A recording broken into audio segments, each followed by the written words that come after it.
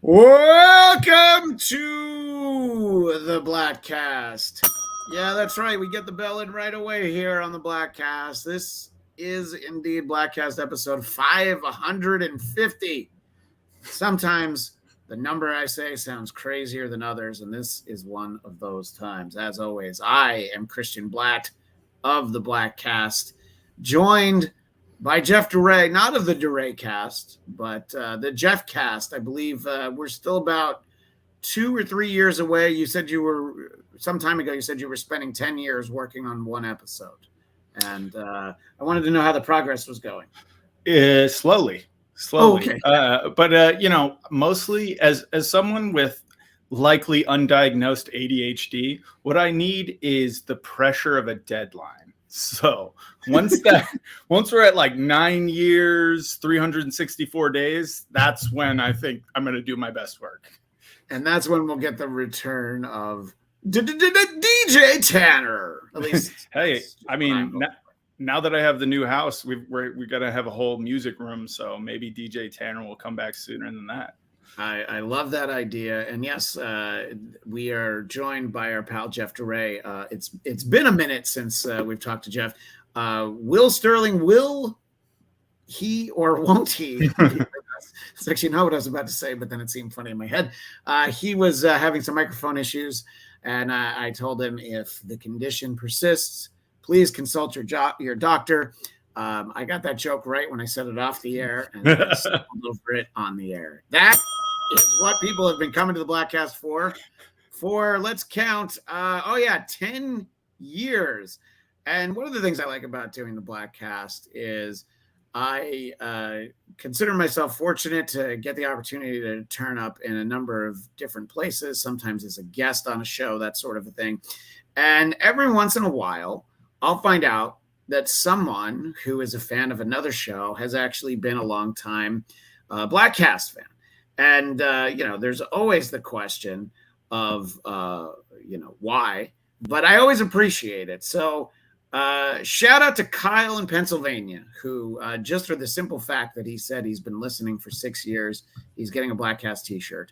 And he's been avoiding our movie review episodes because he hasn't seen any of the movies. And that's a big because we have done a lot of movie reviews. By the time this episode appears in the audio feed, we will have done our Indiana Jones 5 episode. But Jeff, you have not gotten to see that, or you have not made it out to the movies in a little bit, right? No, I think the last time I went to the movies was for something we did. I forget. It was the last one we reviewed together. Guardians 3? Was that the last time? It might have been Guardians 3. No, Spider-Verse. Back. Yes. That was what it was. Yeah. So, yeah, that's the last time I've been in the movies. I've been too busy. And Spider-Verse seemed like one, because I know how you felt about the first one, that whether you were doing this fine podcast or not, I feel like you probably would have popped in to the theater to see that one, That's definitely one that I would have made the time for, because there's just not as many of those these days where it's like, oh, okay. I'll probably do that with Oppenheimer. Like, no matter how busy I am, I'll probably be like, okay, I got to carve out. Well, no matter how busy you are, make sure you carve out 3-hour runtime for the movie. And, you got to figure 20, 25 minutes of previews. And do you tend to go to an AMC theater, or do you have another brand? Don't worry, I'm not asking the location, but do you tend to go to another theater chain? So we had gone to AMC because we had that AMC thing. So we were always driving out to this horrible theater in Braintree, which is, it's as bad as it sounds.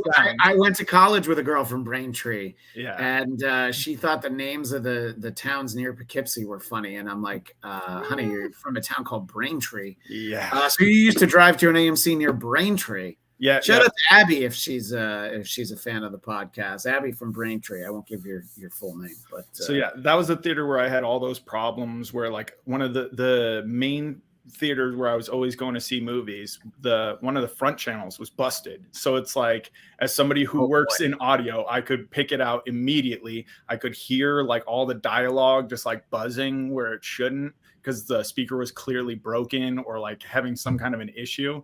And it just drove me crazy. And it was like that for months and months before I just left and was like, I'm never coming back here. This is an awful experience every time. And the worst part is 5 minutes from our old house was a theater in Dedham. It was like right around the corner. We finally like relented and we're like, all right, we'll go there. It was so much better. Everybody was super friendly. It was way cleaner. The theater was way nicer. And it was like right around the corner from our house. We could like walk there. It was so close. And we were driving 30 minutes to a shithole. It's one of those things where you just realize like, why have we been ruining our own lives for so just long? to have the AMC A-list. Yeah. But so I canceled the shit out of that. Yeah. Yeah. So is that theater close to the new house, or have you had to find a new theater? So I haven't looked around my immediate area, but I'm pretty close to Foxborough, which is where the Patriots stadium is, and Gillette Stadium. So you can go watch movies there. That'd be great. Yeah, no, literally. So they built a huge shopping area all around the stadium, including a massive movie theater. So there is literally like a huge movie theater right there at the stadium. Great. Well, speaking of suspect audio, let's see if our pal Agent Starling is able to be with us in an oral, AURAL. Will, moment of truth. Hello. Yay! Hello. Oh, of I course, should give you a bell to test out in these situations. I took my dog to the groomer at 9 a.m., thinking it couldn't take possibly longer than an hour, 2 hours to get him groomed. Of course. He's going to be ready at 1 o'clock now. So I will be back shortly. I'll be here and then I'll be away and then I'll be back. Okay. So do we need to give you a tight 10 or when do you need to be out and then you'll return? In 10 and then I'll be back like 15 minutes after. So we were talking about, Jeff going to the movies, the theater as it were. And he had an interesting thing that we don't tend to really run into in the Los Angeles area, which growing up used to happen all the time. The movie sound being bad, the picture being bad. I was actually at a theater on Monday night and, in Burbank, one of the things you don't want to have happen is the air conditioning goes out. But, oh, boy, did that happen. And you better believe I went and got myself a complimentary return pass after sitting through Mission Impossible Dead Reckoning Part 1 in some sultry heat. But Will, when you're back for a longer conversation, I'll ask you a little bit about your time in Europe. My travel is much less interesting than Will's, but we'll talk about all of that. And have you had time to see any big screen fare, any movies in the meantime, since you've been returned from Europe? He froze. It's usually me who freezes. Remember, that was always me. Yeah. So this is what it's like. But Will, have you been to the movies since you've been back in the U.S.? That's the real question. I think my Wi-Fi is something's going on because I missed a lot of that. But yes, I've been back to the movies recently. I saw Transformers and I saw The Flash. I saw Indiana Jones. I saw the Jennifer Lawrence movie. Oh, the Jennifer Lawrence comedy. Yes, there is definitely some suspect audio, some Wi-Fi. The Jennifer Lawrence comedy, No Hard Feelings, which I thought was very funny. And yesterday I went with my wife to see Joyride, which is a female empowerment comedy from Seth Rogen and Evan Goldberg's production company, amongst other things. And it does indeed have an all-Asian cast.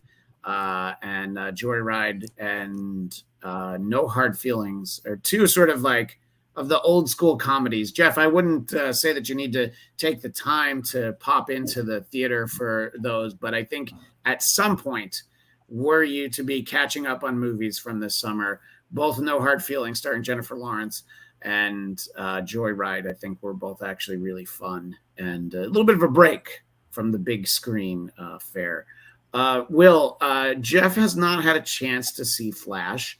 We've done an entire Flash episode, but just overall, I'm very interested. After I saw it, I was like, I knew that you were gallivanting around Europe at the time. Just big picture, what did you think of the Flash movie, William? I ultimately sad is the feeling because it's clear that it's dead. You know what I mean? Like it's not going anywhere. I don't think it. Obviously, people responded in a way of being either it was Ezra Miller or just the fact that DC was like, this movie doesn't really matter in terms of their slates. That like watching it was just kind of like a bummer feeling because it was like it took this long to get a movie that's essentially just dead in the water upon its release. So it was just kind of a bummer. I didn't think it was like horrible, but there was also that feeling of like, this was clearly meant to do something that now it no longer is going to do. So it's just like a waste. It was, I don't know. I had to look at it as it was mostly fun. I mean, everybody knows whether they've seen it or not. They know that Michael Keaton's in it, and that stuff is fun. There's a lot of fun stuff in it. I like the Ezra Miller portrayal of the Flash, but the whole time there's that feeling of like, but none of this matters. And boy, it's really gonna feel even more weird when we get Aquaman 2 at the end of the year, because it's like that like is really, because we got Blue Beetle in like a month, not even, it's about a month from now. And Blue Beetle's going to come out, but you're not going to feel like that was supposed to be like a big event movie and set all these things up. That could still work. And it's probably going to be configured in a way where it can work with James Gunn's vision. Yeah. He said that. Yeah. But Aquaman 2, you're just going to feel like, oh my gosh, Flobo Boy's in the chat. Leave the Flash alone. Hey, I'm saying I enjoyed it. I'm saying it was fun. Will was just disappointed. But there's nothing like inherently like wrong with it. But I will say that most of the promotional material was everyone's reactions for the past year, describing it as like one of the greatest movies, not even just superhero movies, but like greatest movies ever. And seeing it, I was like, no, my expectations are very high now because everybody creamed their pants about this movie, and it turns out it was just fine. Yeah, I mean, and James Gunn was one of the people who said it was, one of the best superhero movies maybe ever. And then I was like, but you put out a better superhero movie like a month ago. Or do you remember that, Jimmy? I know nobody calls him Jimmy. Just was funny. But yeah, so I don't know. I mean, it was fun. I am curious though. What you thought about the new Transformers movie, The Rise of the Beasts, because I know that you're a Beast Wars guy. I'm an OG Autobots, Decepticons guy from the early to mid 80s. But I took my son Felix to see that. He was interested for the first time in a Transformers movie only because of the Optimus Primal. Yeah, well, Optimus Primal, and the Maximals. That's why he wanted to see it. What did you think getting to see those characters on the big screen? Well, there was not enough of them. There was they focused more on the car characters, which I thought was really stupid. Like, you're finally going to introduce all these characters. Optimus Primal got a lot of screen time, but Cheetor, Rhinox, Airazor never got into her like maximized form. There was some other characters I would have loved to see from the Beast. I don't understand why it keeps having to be some version of a Bumblebee story every fucking Transformers movie. Now it was the Pete Davidson character and also Bumblebee. And I was like, what if instead of that, it was just the Beast Wars characters and Optimus Prime thrown in for good measure? I thought we could have done something with it. So I was disappointed just because I had felt like I waited my whole life / childhood to see these characters on the big screen. And I feel like I saw some of the Beast Wars characters for 2 minutes. It was like very, very brief. But don't you remember Pete Davidson was in it? You don't remember that? That's what I'm saying. I don't understand why Pete Davidson was Mirage. Why didn't they make him Cheetor or something, and then he could have been a lead? Like, let's find a way to make the Beast Wars the main Autobots. Well, if I wanted to do a big professional podcast, I would be able to bring this up in a different way. But the way that we do things here at the Bladtcast, I want to show this picture of my son Felix during Act 3 of the new Transformers movie, where it actually started to get more interesting. Nothing but action. Yeah. I'm using the virtual background feature, so it's like he's in the Millennium Falcon with me. He was out cold. He's in hypersleep. He was in hypersleep, yeah. And he was just out, and he was enjoying it, but it was slow. The character development was better than in the Michael Bay movies, which is not really a compliment. And I was having fun. But then it was like he started to fall asleep. I'm like, yeah, I get it, man. I'm with you. The snacks are gone. Flobo with another follow-up question. Nobody ever asked what's Rodimus up to. I love Rodimus Prime, voiced by Judd Nelson in the animated movie. I'm ready for a Rodimus Prime movie. Will, are we at the time where you need to go pick up your pet? Yes, I will go pick up Charles. Seems like my Wi-Fi is better in this room, so then I'll be able to be back and have everything running smoothly. Yeah. All right, and then we'll get a guest appearance from Charles. Charles in charge. Okay, I'll be right back. Of our days and our nights. Yes, I want Charles in charge of me. So I felt like we'd talk about those movies in a lightly. I also feel like if there was a big spoiler in Transformers: Rise of the Beasts, you probably weren't going to be that upset if we blurted it out, Jeff. No, I don't think with that or The Flash, I'm really concerned about like knowing anything going into the movies. I'm just kind of like, yeah, whatever. It's going to be what it's going to be. And I haven't seen The Flash yet, obviously, so this is not an informed decision, but it's just like, it's the same problem movies always have, right? Like, hey, we did something successful as a studio. Every other studio, let's do that. Let's also do that exact same thing. And it's just like, hey, you know how it was cool and novel the first time? It's not the subsequent times. Like, it's less novel the more you do it. Yeah, when we were talking about it on the Bladtcast and other places that I've talked about the Flash movie, they really kind of ironically messed up their own timeline by doing a multiverse movie after there have been many multiverse movies, not just 2 Spider-Man movies dealing with a multiverse, not just a Doctor Strange movie dealing with the multiverse. There was also Everything Everywhere All at Once, there's Loki dealt with the multiverse, and so some people might be a little bit multiversed out. Somebody who I know isn't done with the multiverse though is Ghost 8386. Good to see you there in the chat. Always one of my favorite avatars is a Ghost Rider. And correct me if I'm wrong, Ghost, but is that Ghost Rider from Agents of S.H.I.E.L.D.? Is it that iteration of it, the Robbie Reyes on-screen version, which I was a big fan of? But yeah, and there's even, you're not wrong. I know you haven't seen it, but there is a sense of like, oh, this would be so much cooler if we hadn't already multiversed kind of a lot, and I forget when this movie was supposed to come out. I think closer to Justice League, and then everything slowed down. So, yeah. But I will be interested in talking about it with you when you've seen it, because there are things about it that work. And I think maybe we can turn Will around from a fine to a fine plus. And another question I was thinking when you guys were talking about that, why can't I think of the name? You were just talking about it. Transformers movie. Transformers, yeah. It seems like the thought I had was like, just have the movie about the friggin' Transformers. The human characters are always the least interesting part of those movies. Always. Yes. It's the shittiest part. It's what bogs it down. And so it's like, I would have understood previously the argument like, well, you can't just have a movie where it's all CGI characters the whole time. And it's like, tell that to Disney, because they've been doing that over and over again. So you absolutely could just have an animated-esque Transformers movie or photorealistic, however the hell you want to do it, with just the Transformer characters, like they had the cartoon Transformers movie that was like way better than the live action ones. The best Transformers story ever told on the big screen is still the 1986 animated Transformers film. And it's not even close. It's not like one of the movies is like almost as good as it. No.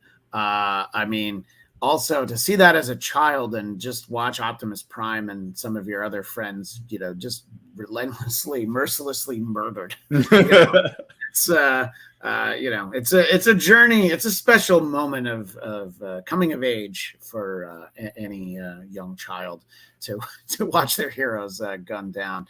And Ghost 8386 clarifies he doesn't compromise for anything. It's the Nicolas Cage Johnny Blaze Ghost Rider from 2007, also a fine representation of Ghost Rider. I would like a multiverse of Ghost Riders, by the way, where we get Nicolas Cage and we get Robbie Reyes.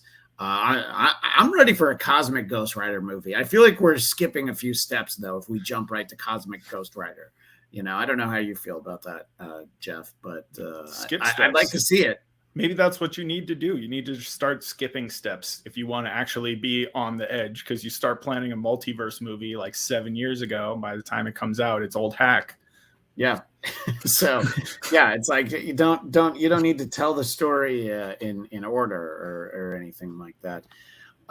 We're recording today. It's July 12th, and a little while ago, the Emmy nominations came out, and we're not going to spend too much time on it, but a show like this, I like to point out when some of the shows that we talk about receive nominations. So Andor received a nomination for Best Drama Series.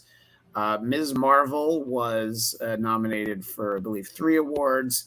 And I think Kenobi also got nominated for some things.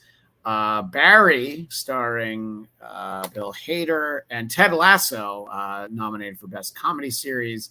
And there's some other things that seem very deserving. My ex is a writer on Ted Lasso. Really? I didn't know that.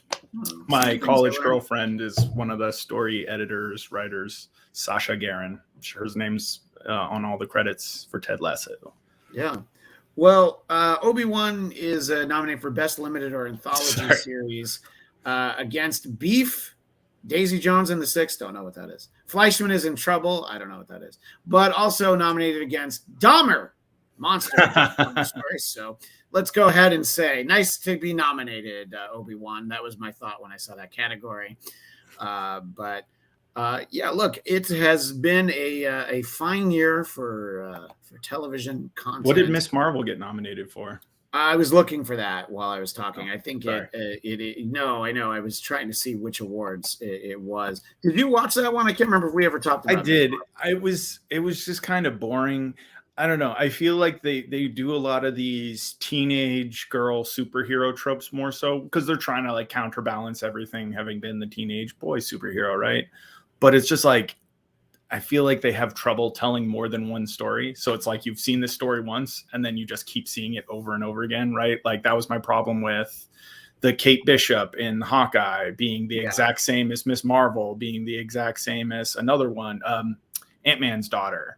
It's just like they make the same character over and over again. It just gets boring. I mean, you probably say that about the other characters in the Marvel universe, but specifically, I've noticed there's it with a them. sense of familiarity, and I think that the casting was strong for Ms. Marvel, and I think it's good that we got to know her before she just pops up in the Marvels, which will be out later this year. But I mean, I mostly liked it. I think that a lot of times with the Disney Plus shows, they're always the wrong length. There's times where there are too many episodes, and then there's other times where there's not enough. I think that you're also not going to do a 4-episode series, but there's times where you should maybe think about it. And I don't know if you're watching Secret Invasion right now, but so we're 4 episodes in. We're 2/3 done with that series / that season, and the pacing has been fairly bad. I'm like doing our Marvel Movie Talk show for the Geekscape Network now. So we still do the show. It's just not on the Bladtcast channel anymore, but you can always find it. It's a lot of the same hosts, all the same stuff. You can find it over there. And it's a lot of times it's just that show is, it's like, I don't hate it.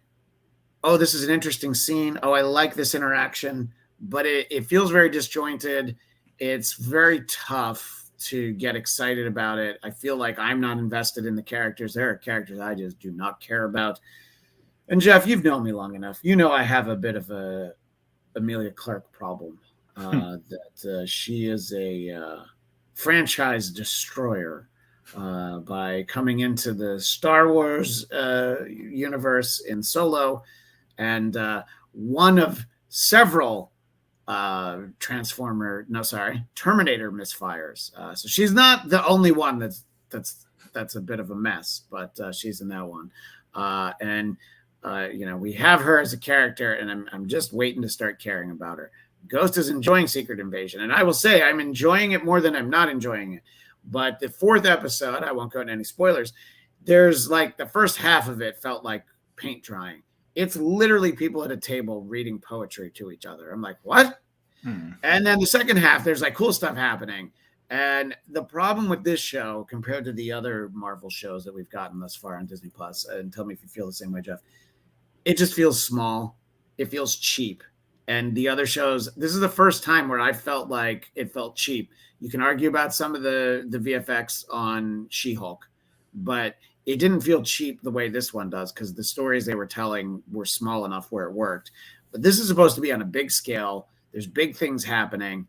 And you're just like in the first episode, there's like a crowded Times Square, like a town square in Russia. And you're like, I mean, shouldn't there be twice as many extras in this scene? You know, it's a lot of that stuff. And I don't want that stuff to bother me. I honestly don't, but it does. Are you getting any of those feelings from Secret Invasion, Jeff? Yeah, it's all the worst, most boring parts of a spy thriller, right? Like, it's just like it is. It's like when you watch Tinker Tailor and there's parts where you're just like, oh my God, let's keep it moving. But yeah, no, the pacing is definitely not good, but that's been the majority of the Marvel shows to me. Like they haven't known how to, like they've had some great ones and it seemed like early on some of their shows were better, or at least it felt that way. And it seems like more so as we've progressed, the quality of the show and the show running and everything is just not as good. It felt like the way that Loki introduced really big total universe rippling type stuff where you're like, oh, you got to watch this series because it's not only good, but it's going to affect the overarching story. That's what I assumed Secret Invasion was going to be. I was really excited for it. And it has not been that so far. It's just been like, I haven't seen the 4th episode, but through the first 3, it was just like, well, it won't take you long. The 4th episode, in terms of new content, it's 33 minutes. Ghost 8386 is calling us the Complaint Twins. Ghost, you're not wrong. I just expect more, I think, from this story. If Ms. Marvel can be a smaller story, she's a superhero from Jersey City. That is the definition of small scale. But Secret Invasion as a concept, I just want it to be bigger, and I want there to be more. And look, if episodes 5 and 6 are on a huge, grandiose scale, I'm going to move this over to the column of being one of the better shows. There's a lot of potential. I love some of the casting. It's really just Fury and Talos, I guess. No, the guy who plays Gravik, the bad guy, I think he's great. I don't even know what I should know him from, but he's fantastic. So it's really, I'm going to complain and go back to Emilia Clarke. I'll always go back to Emilia Clarke. I'm sorry. It's just who I am. It's all I know, okay? I learned it from watching you. See, I get it when you're just bagging on stuff because it's popular to kind of bag on it, but I would say this is more of like, this is feedback from people who want it to be great. Like, I want to enjoy this. I want it to be good. You're looking for that redemption. It was the same like with Moon Knight. I ended up really liking that series because I really connected to the final episodes. I thought they were really good. But yeah, probably early on, if you'd asked me by like episode 3, I'd be like, it's kind of slow and a little boring and not that great. So it's always got that chance for redemption. But at the same time, it's like I'm holding it to a standard because Marvel movies, Marvel TV, this stuff used to be that good. It used to make you go like, oh, well, hey, the bar is raised. Everybody else better start making better movies. And that's why we kept being like, DC, you're having such trouble like keeping it up. And it's just, it seems like instead Marvel's just like, oh, we can lower the quality of our content because clearly nobody is putting this much effort into it. And so, or they're just stretching themselves too thin, as we've heard time and time again by the in-house VFX teams that are like, they're killing us. They're giving us too many projects and no time and nothing to do anything. So clearly it's a mismanagement. It's you're trying to just pump out content instead of trying to have quality content. It's to compare two streamers, it's like Netflix versus Apple TV. Like, not that I'm a shill for Apple TV, but I've really enjoyed a lot of their programming. It's clear that they're putting like a real emphasis on making quality shows. And that's why they only have 1 or 2 coming out at a time. Yeah, because they put a lot of resources into a few shows, and Netflix has kind of, papered the world with money, although they've certainly cut back quite a bit in recent years. They were just like as much content as we can get because they were really the first one of these providing us with streaming content. But yeah, I mean, between Ted Lasso and Shrinking, and Severance. Did you watch Silo? I haven't seen that yet, but it's really good. I would like to check that out. But Severance was also amazing. I know that's like a year ago now. But so two of the Emmy nods from Ms. Marvel, by the way, are outstanding music composition for a limited or anthology series, and then also main title music. So I feel like it's going to be that level of. But again, Emmy noms for our nerd content for Marvel, for Star Wars shows. If there were noms for, I don't know why Peacemaker wasn't nominated. Maybe because it was actually longer ago than I think it. Actually, yeah, that was longer ago than I think it was, wasn't it? All right, so that probably would have been last year. But anyway, I would be just as happy for nominations for Peacemaker. But so I think I can't remember if we said that if we were talking off the air or it was once we had started. You'd said that one movie that is going to get you back into the theaters is Oppenheimer, the new Christopher Nolan movie, with a runtime of exactly 3 hours. Where I'm like, that makes me nervous that it's not 3:01 or 2:58. It's like clearly somebody was like, let's not cut it down, Chris. he's like, well, I had it at 3:01 and 8 seconds, and I'm able to get it down by 75 seconds. All right, we'll take it. They just sped the credits up a little bit more. But yeah, I'm definitely interested in that. I mean, I'm definitely a fairly vocal detractor for Tenet because it was just so confusing. But also that was like when in Los Angeles, you had to see movies at the drive-in.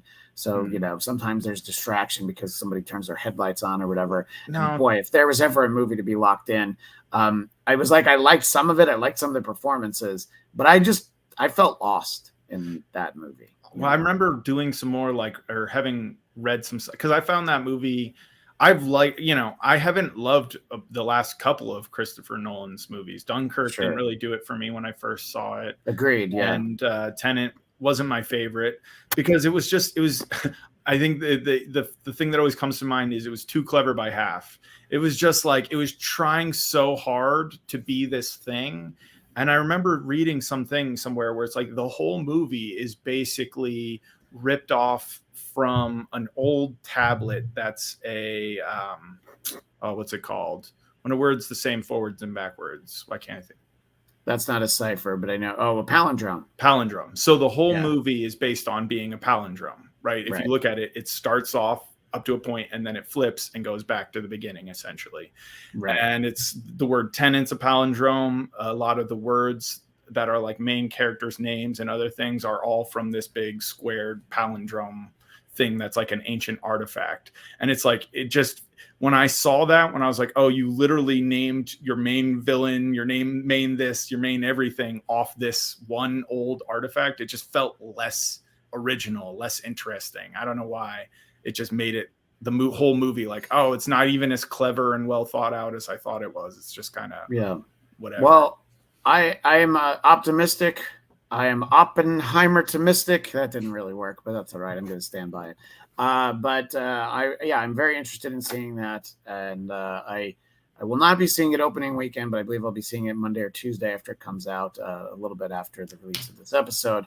But what I love is the Seder Square. Sorry, I just looked it up. It's called the Seder Square, SATOR, if anybody wants to look it up. Okay, which is not a Seder Square, which you would have at Passover, SEDER Square. It's like Seder was one of the name of somebody in the movie. Rotas, which is Seder backwards, was the name of somebody in the movie. It's literally a bunch of palindromes that are ripped off from this square.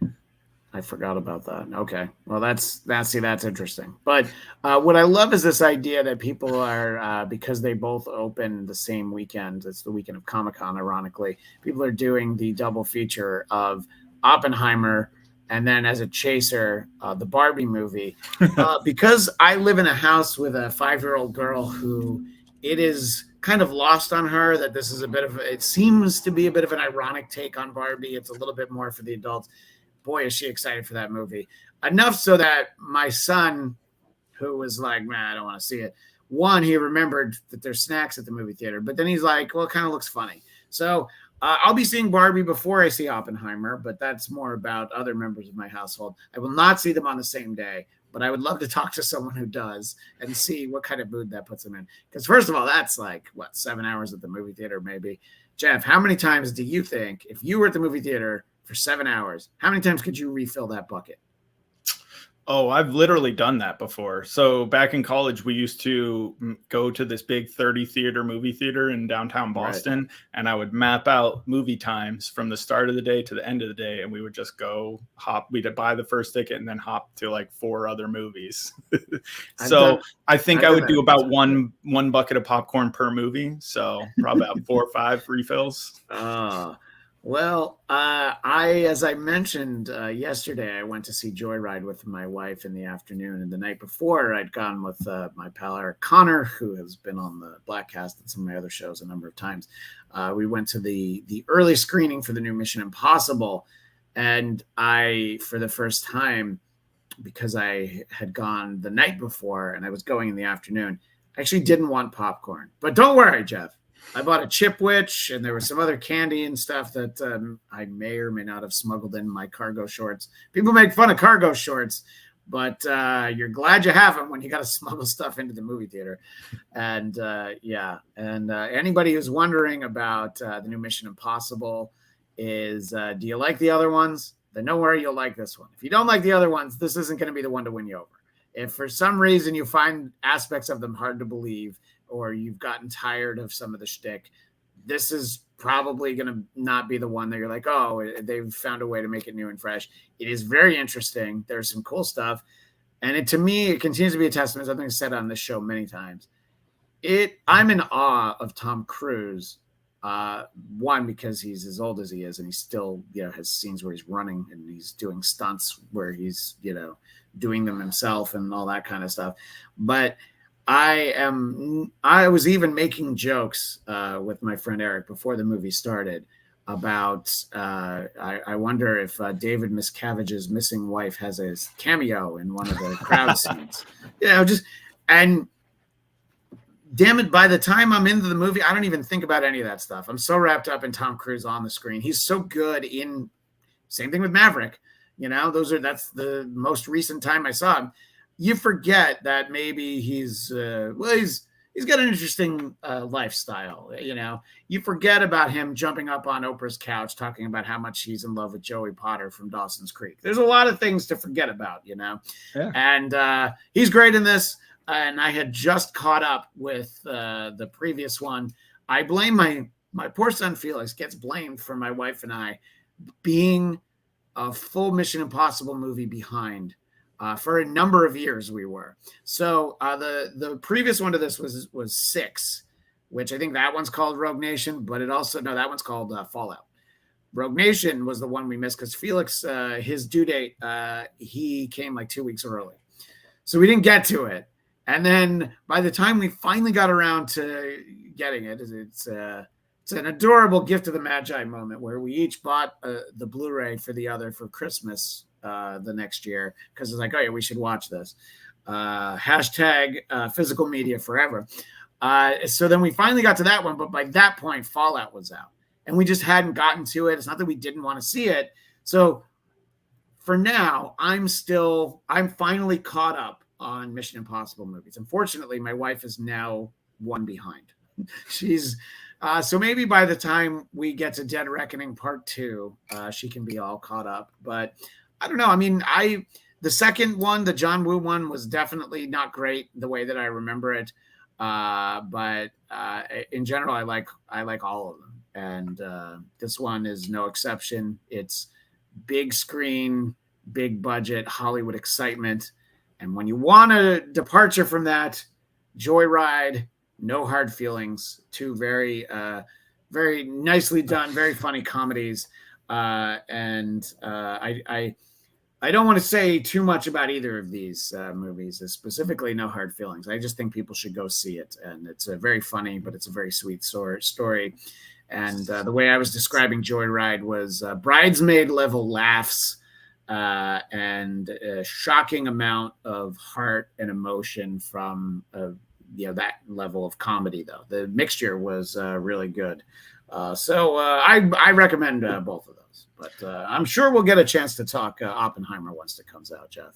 But I feel like No Hard Feelings should be a story about like, you know, one of those older stories where gay men had like gotten married and had kids to like kind of keep themselves on the DL. And it's like somebody's true story of like, you know, divorcing their wife to like go live there as them true selves. And it's called No Hard Feelings. Yeah, I think the title was a bit of a misnomer because I think that the kid in it is sort of presented as, in the trailer, you get the impression that he's never had a girlfriend. So I thought it was just that he was like asexual, so that he had quote no hard feelings. It's actually not what it means. So I was like, oh, okay. I mean, the title still works. It's fine, and all of that. But yeah. So what if No Hard Feelings? No Hard Feelings should be an asexual dating app. I think that if I were single, I would be on that. The No Hard Feelings. So yeah, just for people who just want to be in a room together and have, you know, no physical contact, anything like that. But Will, would you sign up for a dating app called No Hard Feelings, where it's just really just to make friends, you know? They called that Bumble BFF, and it didn't. I don't think anybody found a BFF. Oh. No. Oh, yeah. Well, because a lot of times, like especially look, as having been a guy who had a lot of female friends throughout my life, yeah, you're never really the BFF because you're just always hoping there's that one night where she's like, oh, I don't know, should we just fuck? Yes, yes, we should. You know, so you're always kind of waiting for that moment, and you know, as good a friend as you want to be, sometimes it's difficult. There were more moments than in my very brief single days between mirages.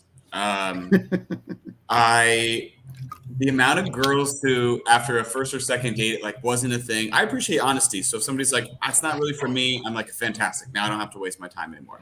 But the amount of them who said, but I hope we can stay friends. I was like, I mean this in the nicest way possible, but we are not going to fucking be friends ever. Like, that's really, I'm not here to make friends. I'm here to date people and have sex and maybe find a relationship. I'm not going to be your friend if we didn't go. I don't know you very well. Why do you want to be you don't want to be my friend. You're just trying to be nice. No, if you're not here for that D, I don't want to be your BFF. You don't have to be nice to me. Just say no. And I'm like, great. But it's also just awkward if you've tried. Sometimes if you've tried to date somebody, it just makes trying to be friends awkward. I know I had a good friend where it's like, it was one of those, I was just trying to be friends. And then there was like one semi-drunken day and some stuff happened. And then after that, it was just like so weird trying to be friends again. But I was like, oh, I really used to like hanging out, but now it's awkward. And I don't know if you want me to do something more now or like, oh, yeah. And then she passed out on the roof at Bujensky's birthday party. And you're like, no, we were just friends. Leave me alone.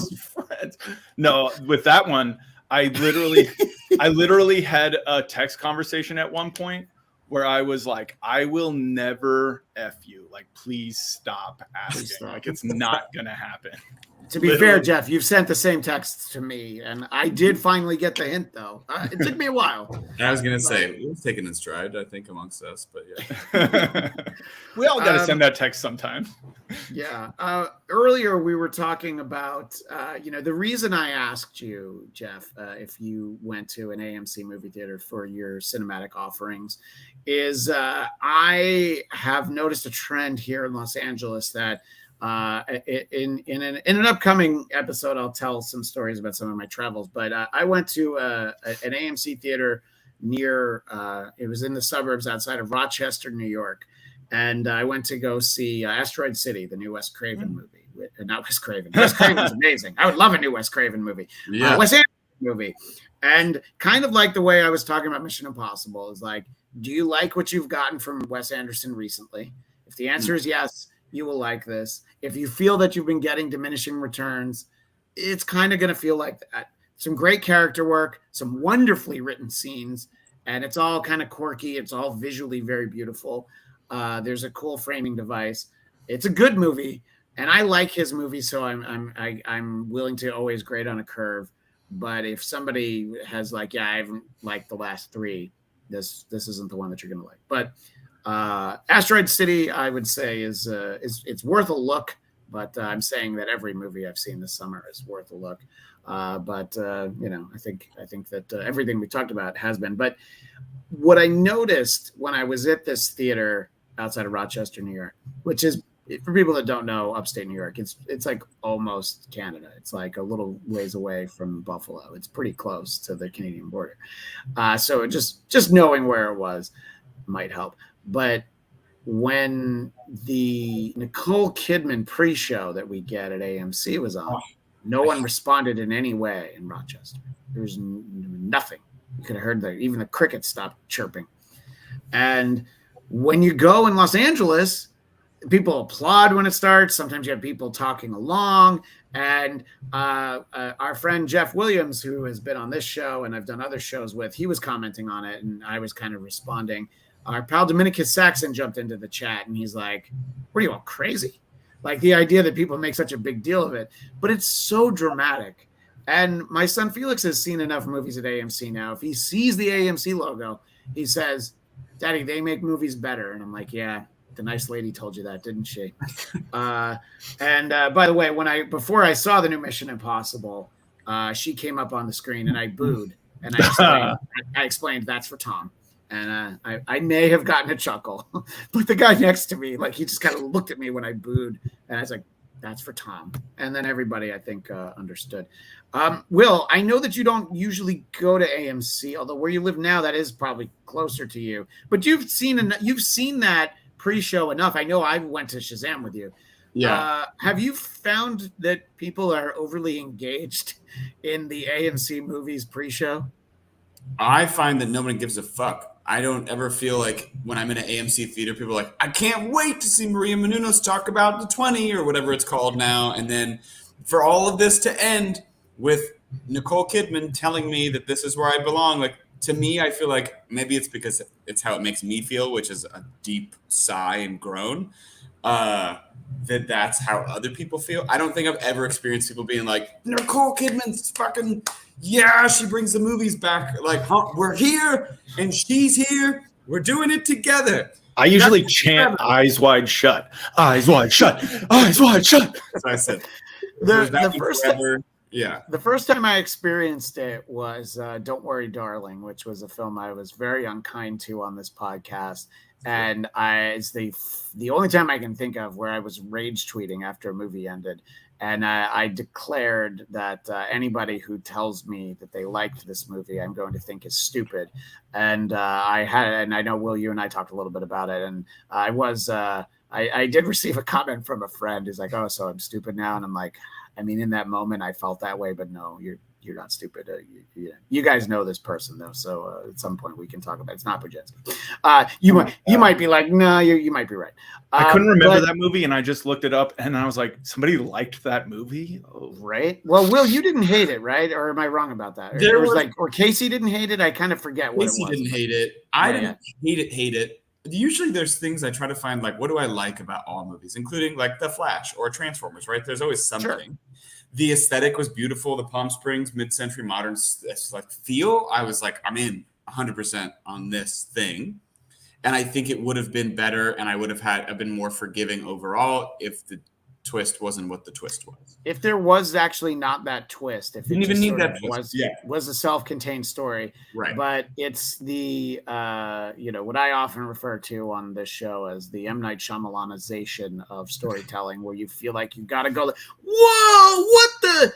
And it was so bad, it was so dumb. Anyway, that was the movie where the first time I went, people were very vocal and very excited. She got a standing ovation at the end of the Nicole Kidman pre-show.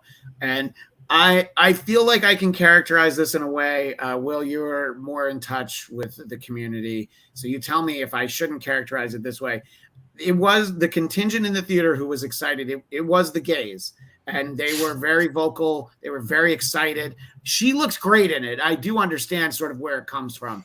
And that's that first time. After that, people are just like, I think For me, it feels like it takes so fucking long for a movie to get started already that like there's 30 minutes of trailers. There's Casey. I feel like such a curmudgeonly old man now because she loves previews, and I'm like, we're getting to we're sitting down in our seats 25 minutes after showtime. I can't sit there and eat all my popcorn. It's like me leaving a concert. Okay, after the first verse of Rock and Roll All Night, we're out the door. We're gone. And like when we first did that, when we were in Chula Vista, I was like, you know what? This makes a lot of sense. This is not going to be any different from all the other times I've seen this song, and we get to leave sooner than anybody else. Yeah, we had to drive like 3 hours back from Chula Vista. Right. All right, excuse me, from Chula Vista. Yes. We've got a charger line open for you. Yeah. But anyway, when we were first connecting and working on our tech for the day, I mentioned, Will, that for our visual audience, you'll see that Will might actually be dressed like the original Wolverine suit, which I think a lot of people will remember from Giant Size X-Men, and that's basically, it's a variation of the suit he was wearing in Incredible Hulk 181, which is his first appearance. As we're recording this, just earlier this week, though, we did get our first look at some of the, well, really, it's a publicity photo, and I'm not big on set leaks, but this is an officially released photo that first showed up on Hugh Jackman's Instagram stories, and I know that, Will, I don't know what your excitement level might be for Deadpool 3, but I really liked the first one. I apologized for aspects of the second one, but I mostly liked it. But I don't know, getting Hugh Jackman in the Wolverine costume, at least a version of it, this is exactly what the Bladtcast was designed for, is reacting to a photo like this. I feel like 549 episodes we're building to this moment. So, Will, you see that image. What do you think, sir? It's cool. I remember they did that tease at the end of the Wolverine where he like has the suit in a case or whatever it is. And I was like, yeah, okay, that's a fun little nod, but obviously he didn't wear it. And they're saying this takes place before Logan. So I'm like, oh, maybe this is the time in which then he put that suit on. But it's cool. It's funny to know that like a small detail like this is entirely way more exciting than seeing like the Flash movie where you're like, oh, it's all culminated in something that doesn't matter. And now we have this really niche detail suit wise, and everyone is like, this is like the Avengers all over again. It's amazing. Just to see this fucking costume. I wish he was sleeveless, I won't lie, but I'm going to take what I can get and not be too picky. You know, my friend Nate Miller, who we do Marvel Movie Talk, now over on Geekscape, as I mentioned earlier, is where Marvel Movie Talk can be found. He made me aware that there was a very vocal contingent who didn't want him to have sleeves. I hadn't noticed, and you say it, and I'm like, okay, it would be a nice touch. But then you got to get prosthetic Logan like fur on his arm if you show off his arms, and it's already hard enough. Also, I'm wondering if this suit means he doesn't have to get in the ridiculous roid rage shape that he usually does to play Wolverine. That's number one, I think. Yeah, 50 whatever. Yeah, which was the reason he gave for not really wanting to do it anymore, is that he was getting too old to take that many steroids. I don't believe that's what he said. Everybody, himself included, said never took steroids. I think Hollywood's gotten very good at finding new ways to term things so doctors can make people feel better about the fact that they're not taking steroids or performance-enhancing drugs. But that's that body is not achievable at age without some assistance. Oh, Will, challenge accepted. I'm going to start training tomorrow. What were you going to say, Jeff? That friend of mine that we were discussing earlier works in stunts, and she claims, because she does a bunch of like trapeze and other stuff, that he does a lot of like, you know, have you ever seen like Cirque du Soleil where they have like people that like work as like your trapeze times? That he goes and does stuff like that, like does trapeze works and stuff like that to get in Wolverine shape, supposedly, which I mean, that is an intense upper body workout. So I could see that definitely getting you real vascular real fast. Yeah. I mean, yeah, it's I could be wrong. I'm just saying. But look, I think that if you as Hugh Jackman is going to go further and say that you don't use any supplements and there's no, you know, you can say I don't use steroids. I don't use illegal drugs to okay, that might be true, but yeah, I agree that there's he could also just get injected with testosterone, which isn't technically steroids but is the same shit. TRT, replacement therapy is very popular right now and safe and legal, and you know a person on TRT when you see it. So I thought you were telling us that we know a person on TRT, and that person is William J. Sterling. Thank you for giving away my secrets, brother. Yeah. Oh yeah, I'm getting ready to break into a Slim Jim. Yeah. I can't wait to isolate that and start putting it at the end credits of the Bladtcast, where we have a little montage of clips. And you've given me something new to work with. Thank you, Jeff. I'm sorry. What were you going to say, William? Just that The Rock should have a discussion about some things. And also, there's an actor named Alan Ritchson who plays the new Jack Reacher, and he's been in a bunch of things recently. He's always been a in really good shape looking guy. And you look at season 1 of Reacher, and I'm like, this dude's, he's like the right shape for this. I was like, this is all achievable. And then for season 2, I think he felt a lot of pressure to get bigger and bigger and bigger. And he posted like a picture of himself in a tank top. And just looking at his shoulders, I was like, drugs. Oh, right away.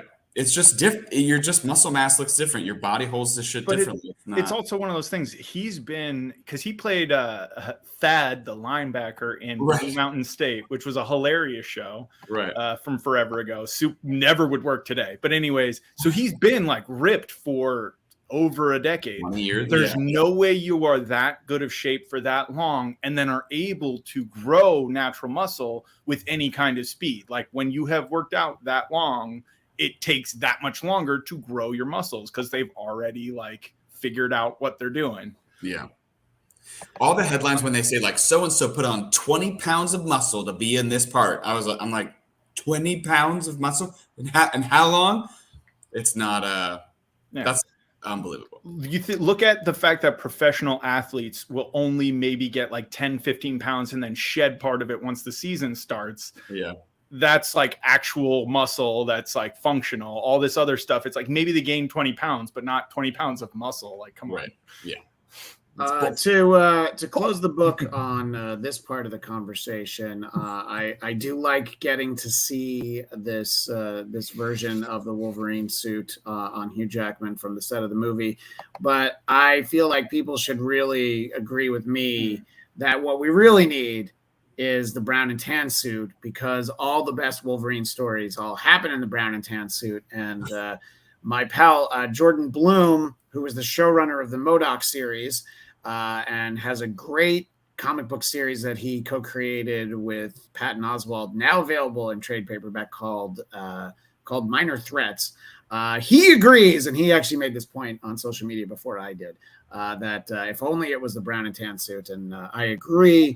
But Will and Jeff, I want to give you the opportunity to be wrong. Are you glad it's the yellow and black / yellow and blue Wolverine suit instead of this one? I'll ask you first, Jeff.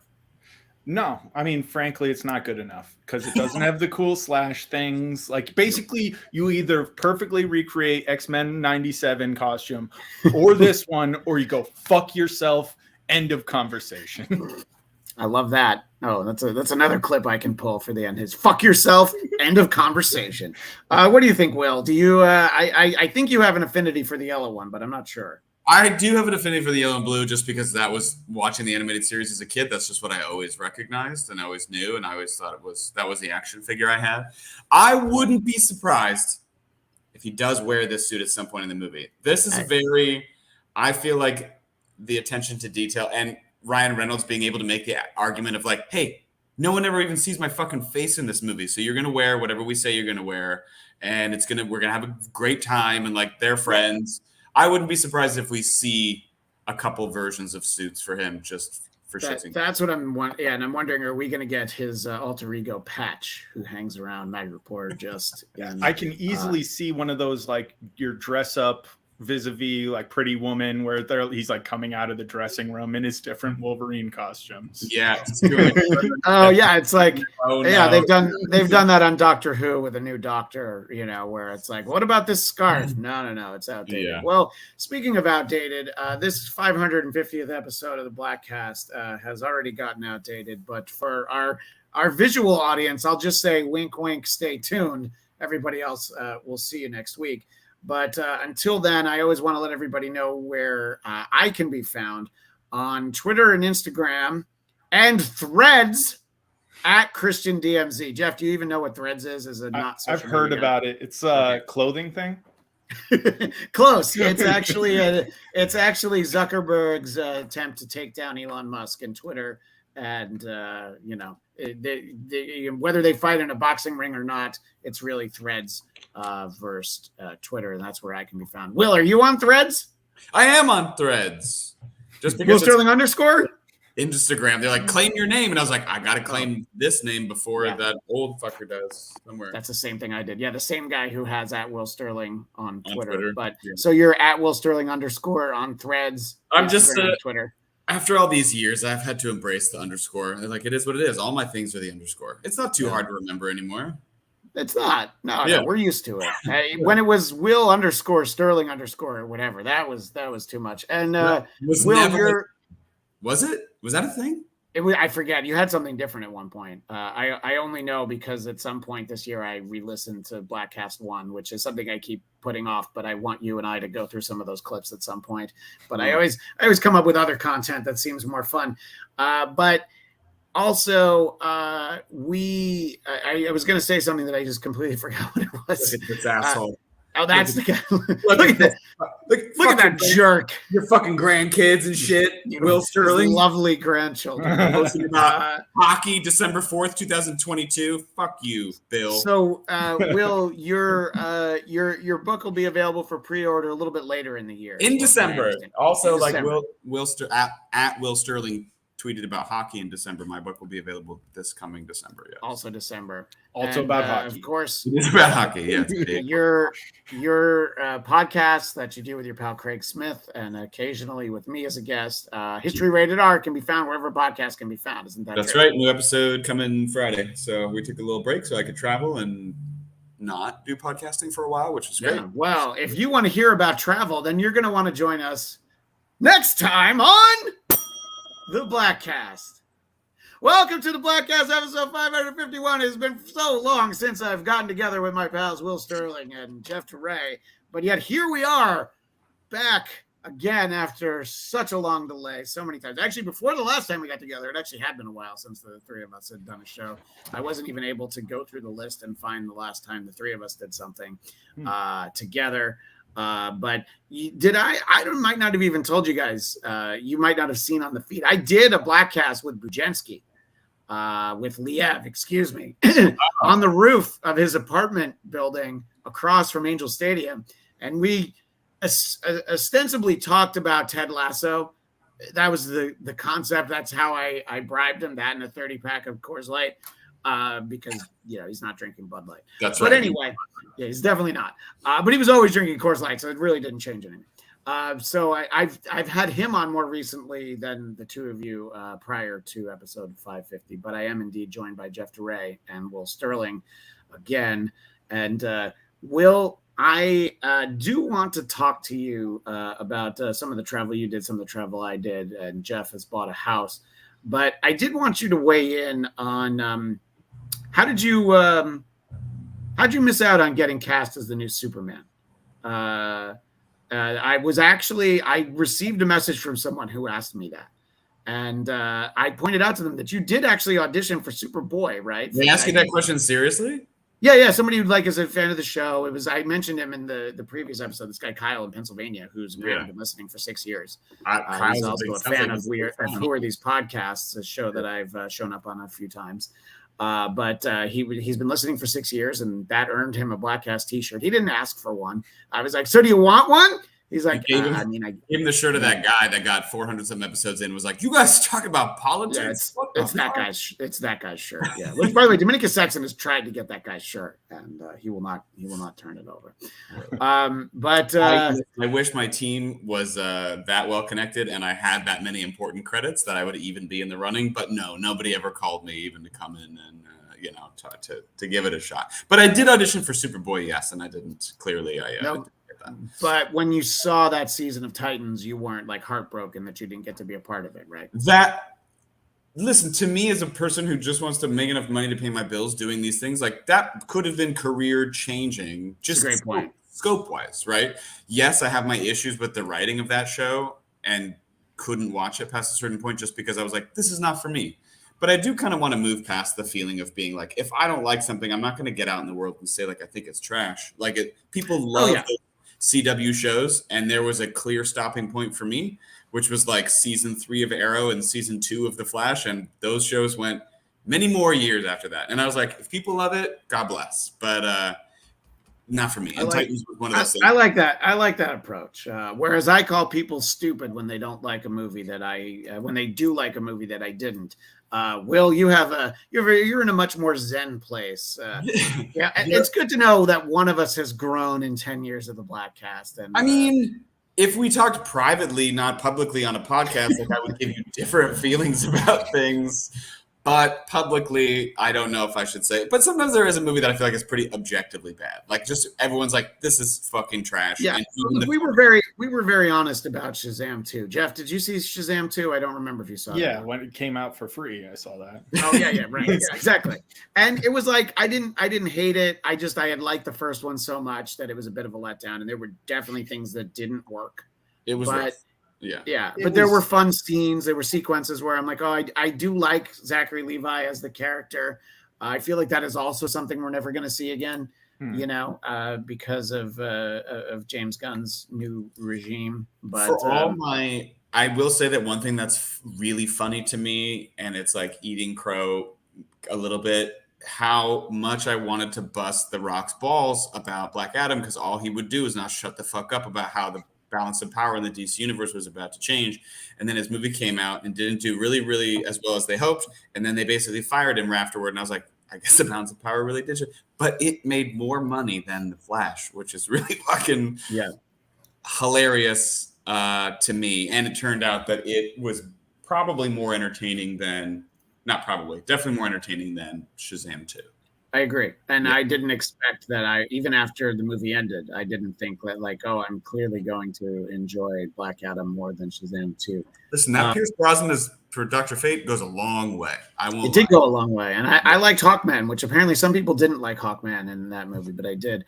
Jeff, you didn't like Hawkman. I think we talked about it. I love Aldous Hodge too, which is funny. The actor who played him, I've loved him in other things that I've seen him in, but I did not care for him as Hawkman. By the way, Ghost 83 in the 8386 in the chat, for the first time today, as we're recording episode 551 now, and last week we did episode 550, showing up today just like he did last week. Ghost 8386. I think Christian and Jeff are secret scrolls. Isn't that redundant? Isn't scrolls just secret? I mean, I'm very open about. I'm actually a super scroll. But instead of having the powers of all 4 members of the Fantastic Four, I just have the superpowers of Speedball from the New Warriors. And I dislike the character so much, I refuse to use his powers. See, that's funny. I have similar story, but my Speedball is from Charlie Sheen. So it's just got a different effect. Yeah. Chris Farley Speedball. Oh, that is the one. Yeah, I know. It's almost like I was commenting on Speedball, the superhero, on one of some social media. I assume it's Twitter, but might be Threads. Wink, wink. And somebody just had the theory. Like, I'm pretty sure Steve Ditko didn't know what a Speedball was. I think he meant to call the character Superball, but once he called him Speedball, everybody was like, "Sure, Steve, whatever," because that's like a late 80s, early 90s Steve Ditko like creation. And, but since we're talking about it, Jeff, you did get to see Shazam 2 now. How do you feel like it measured up to Black Adam? And we don't have to spoil these movies for anybody who's still making their way through what's left of HBO Max now being just Max. Yeah, Black Adam was definitely better than Shazam 2, but that's like a low bar because Shazam 2 was just, for me, it was just super boring and forgettable. Like a lot of even just the circumstances where it was like, let's pivot. And the problem here isn't the bad guy we introduced in the end of the last film. It's that they broke the stick. The thing they did to beat the bad guys causes a new bad guy. And then at the end, they're like, hey, remember the bad guy from the end of 1? No, really, we'll give him to you in part 3. Just kidding. We're not making a part 3. So yeah, I don't know. I didn't really love the Daughters of Atlantis. They didn't really do it for me. I don't know, just none of it was that remarkable. I don't, frankly, honestly, I also think one of the bigger problems for Shazam 2 was some of those things that they introduced at the end of Shazam 1, like the Shazam family. Like they were they made it too busy. There's too many of these super powered Shazams floating around where it's just like, no, we kind of need to focus in on a hero for a story. Because at the end of the day, it was the main Shazam that actually is going to save the day. We all know that. So I don't know. I didn't love the Shazam family stuff. It just felt, it's like, there's times where you include things and you include people and you've got everything and it works and it fits. This felt more like shoved in. It's like, look at this diverse family of foster kids and they all have superpowers. So we have a rainbow colored Shazam family. And it just was like, I don't know, it just felt unnatural in the way that it all came together. And then they didn't have interesting, unique personalities. So again, you introduced, what was it, 5 more Shazams? And then I think there's 5 more, yeah. Yeah. So, and then we're going through the movie and I care about them just as little as I did when they weren't super powered in the first one. So I don't know. That sucked. In Black Adam, there's at least interesting characters, right? Like the son, so there's the doctor lady, right, who's searching for that relic and meets Shazam or Black Adam in the beginning. I thought her son, the kid who played her son, was the most interesting part of the movie. He was actually like had some good lines and he was funny. And then I liked the guy who plays her brother, Amir or something. I've seen him. He has another show on Netflix that was actually pretty funny. He's a really good comedian. And I liked his little, one-liners that he had in the movie.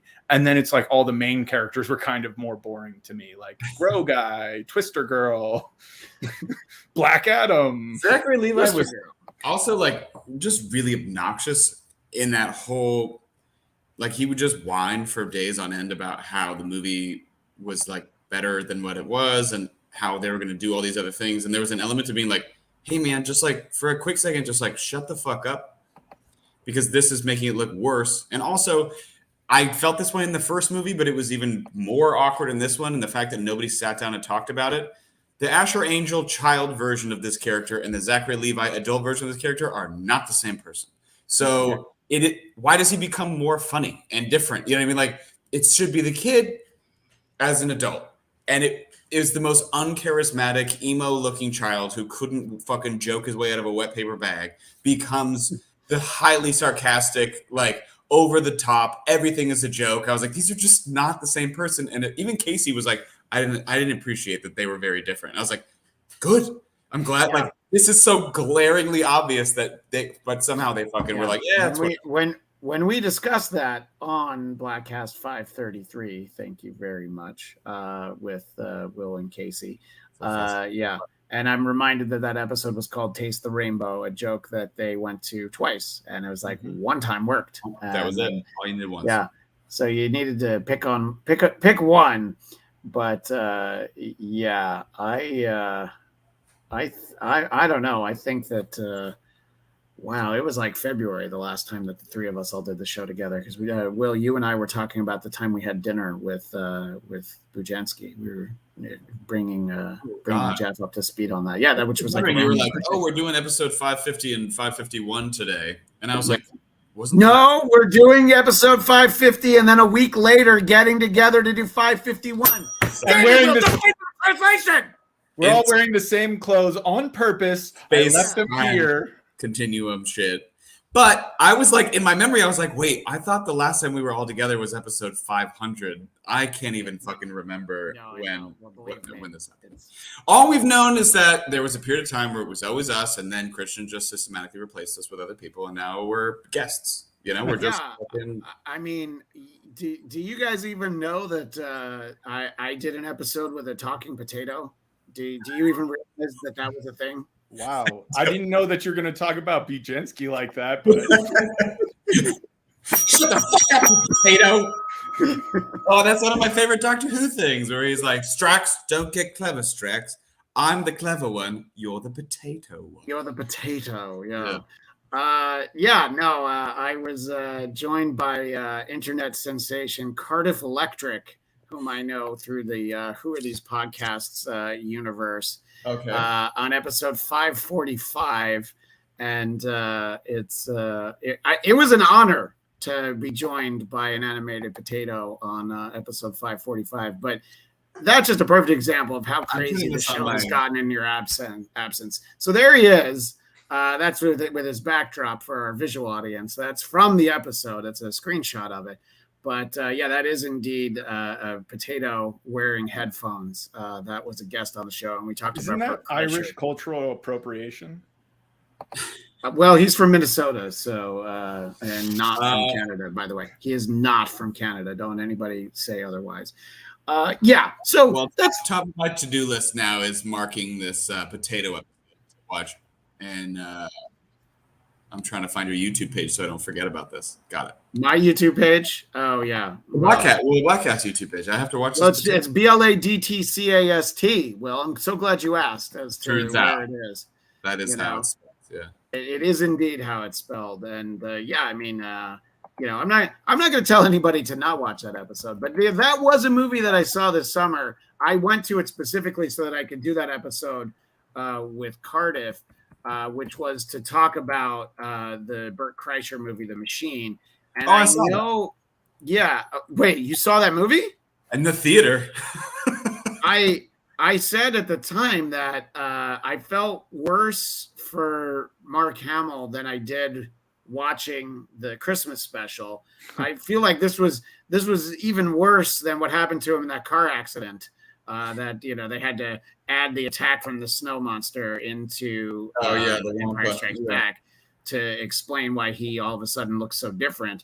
What inspired you, Will, to see Bert Kreischer's The Machine? Casey likes to go to the movies as an activity, but I also like to go to the movies as an activity. But she and I don't have a ton of common ground on this fucking potato. Yeah, I'm just leaving Cardiff up there while he's talking to me. And that dude's shirtless body, Bert Kreischer's shirtless body. That's Bert Kreischer's shirtless body. I'm a little jealous that you don't wear collared shirts for us. That's my immediate takeaway from this. Hey, as soon as you become a food item, then I'll put on a collared shirt for you, Jeff. I have been known to be a bit of an It's me, Jeff. Please put on a collared shirt. Oh, it's banana diff. By the way, there's also a corn diff and a wheat diff. I didn't want to get into the Cardiff world, but anyway. So Casey likes to go to the movies, which, by the way, I like very much to go to the movies, especially when it's 104 in the Valley. Yeah, agreed. But genre-wise, we don't see eye to eye on a ton of things. So usually a comedy is what I know if I want to spend an evening with her, I'm like, let's go see something funny. What's available that's funny? We both wanted to see this Jennifer Lawrence movie, and I think we both enjoyed it. I think that was solid. I love that they are. It was very funny. Yeah, coming back. Have you seen the other movie I've been recommending, which is Joyride? No, but I'd like to. I heard good things. So, well, I would like you to be a friend to the AIPI community, Will. So please, legitimately, it's a very funny movie. You know me, Christian. They make jokes about representation and allies in that movie. So there's a reason why I said that to you. But it's very funny. Yeah, I do have a lot of problematic opinions about Asian people. You know that. But no, I love that, and I love it all girl cast too. Like that's a huge. It's The Hangover flipped. Well, there's also a non-binary character that is played by a female actor, but I think that a non-binary actor. You know what? That's a great point because I actually don't know how the actor identifies. I know the character identifies, but I actually don't know how the actor identifies. So thank you for that. But anyway. So she's like, hey, how about The Machine? I love that story the 9 times that I've heard Bert Kreischer tell it. I've never heard that fucking story. She's just like, you know what my favorite episodes of the Joe Rogan podcast are? The ones with Bert Kreischer. And Will's like, film. Will's like, oh, I only listen to the episodes with the vaccine deniers. But that's right. If you want to listen to the ones if you want to listen to the Joe Rogan episodes with Bert Kreischer, go ahead. I'm strictly Alex Jones and Joe Rogan fan. They're turning the fucking frogs gay. But I had zero expectations. I've actually never heard that story, and neither has she. I know of Bert Kreischer because he was a guest on some other podcast that I produced ages ago. I think Spike's Well, Car that's Radio. because you've produced podcasts ever. So yes, he was a guest at some point, I'm sure. Yes. Yeah, I feel like I've met everybody somehow. And so I went in with no, I didn't even see a trailer. They were like, oh, it's based on the story that he told about the Russian mob. So right away, I was just like, fine. I had no problems with it. Mark Hamill, I realized, like, besides voice acting and some things, like, he's not actually like a great actor. There's zero nuance. To be fair, he has never been a great actor. That's what I mean. Is that but he's an okay actor, a great voice actor. Fantastic voice actor. And it's weird to see where I'm like, oh, he doesn't have that extra thing that says, like, don't say the words this way. But it's fine. He's Mark Hamill. He doesn't need me. But I thought Bert Kreischer did a decent job. And I was consistently like, because I didn't even know what this movie was going to be about, was always like, what the fuck? And like, at least that was entertaining because I was like, oh my God. And then it got super violent. And I was like, oh, fuck. And Casey's like covering her eyes. I was like, oh, shit. Like, what are we even? I didn't even know what we were getting into. We just sat down and watched this movie, basically. Yeah. At some point, like, a dude's dick gets shot off and he picks it up. And then there's also anytime that there's a plot point that involves, like, oh, man, there's these pot brownies from 30 years ago. I'm going to save those. Okay. Yeah. No, it just, it wasn't strong. But what I'll say about that movie is, boy, they spent money on it. You know what I mean? They did not skimp on production value at all. They really did. And the fight scenes and everything. But anyway, Cardiff was on the show because he's always hated Bert Kreischer. So I messaged him because we've been on, I've messaged him a few times, but also we've both been on Who Are These Podcasts thing. He like has a running bit on Who Are These Podcasts. It's basically a game that they play. And for a long time, he would just pretend that he didn't know me, even though he had previously been on the Bladtcast when Carl from Who Are These Podcasts had been on and he roasted Bladtcast episode 1, which is why I have all those clips from it because I prepared them for Carl. And Carl was not kind to Bladtcast episode 1, but that's exactly why I asked him to do it, because I didn't want him to be. And anybody who wants that episode, that's Bladtcast episode 523. I'm basically being the editor in a comic book, when they put the little asterisk when you're like, oh, who's this character that I don't remember seeing? He first appeared in Amazing Spider-Man 89. So anyway, I'm here to help with all that stuff. All right. So now that we're done talking about talking potatoes and the Russian mafia, I'm wondering, Will, I know that you went to Europe. Were your travels anywhere as interesting as Bert Kreischer's trip to Russia with his college class in the machine, or was it slightly less eventful? Slightly less eventful. I didn't get involved with the Russian mob. I only did a little bit of drugs, very minimal amount of drugs. To be honest, I'm disappointed in the amount of drugs that I did. It was not enough. I don't know. What size Ziploc bag would you need to put all the drugs you did in? I took half of an ecstasy pill. Oh, just one half, because I split it with a friend at a Maggie Rogers concert, and it was fine. Didn't have a terrible Is Maggie time. Rogers that character that Martin Short does with the blonde wig? Or is that I'm sorry, that's Jackie Rogers. Jackie Rogers Jr. Maggie Rogers is a young singer-songwriter lady. She's great.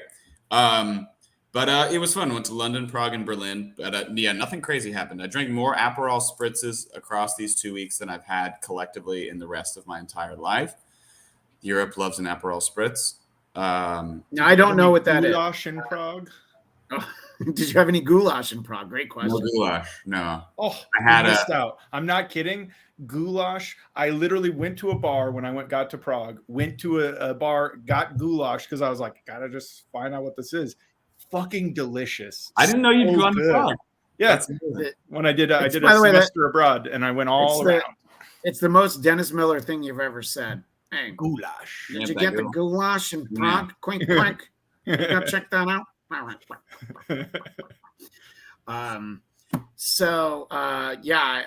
remember going to a great restaurant in Prague. I went in the year 2000. It translated to The Whale, and it was in Let's Go Europe with the old thumbs up on the, and I told Heather to go there a few years later when she was backpacking around Europe. And what I remember is I had an amazing meal with a couple of really tall beers and so much food. And then it cost the equivalent with a decent tip. It cost $10, like the exchange rate. And I was like, I feel like that's not enough money for what I've just had.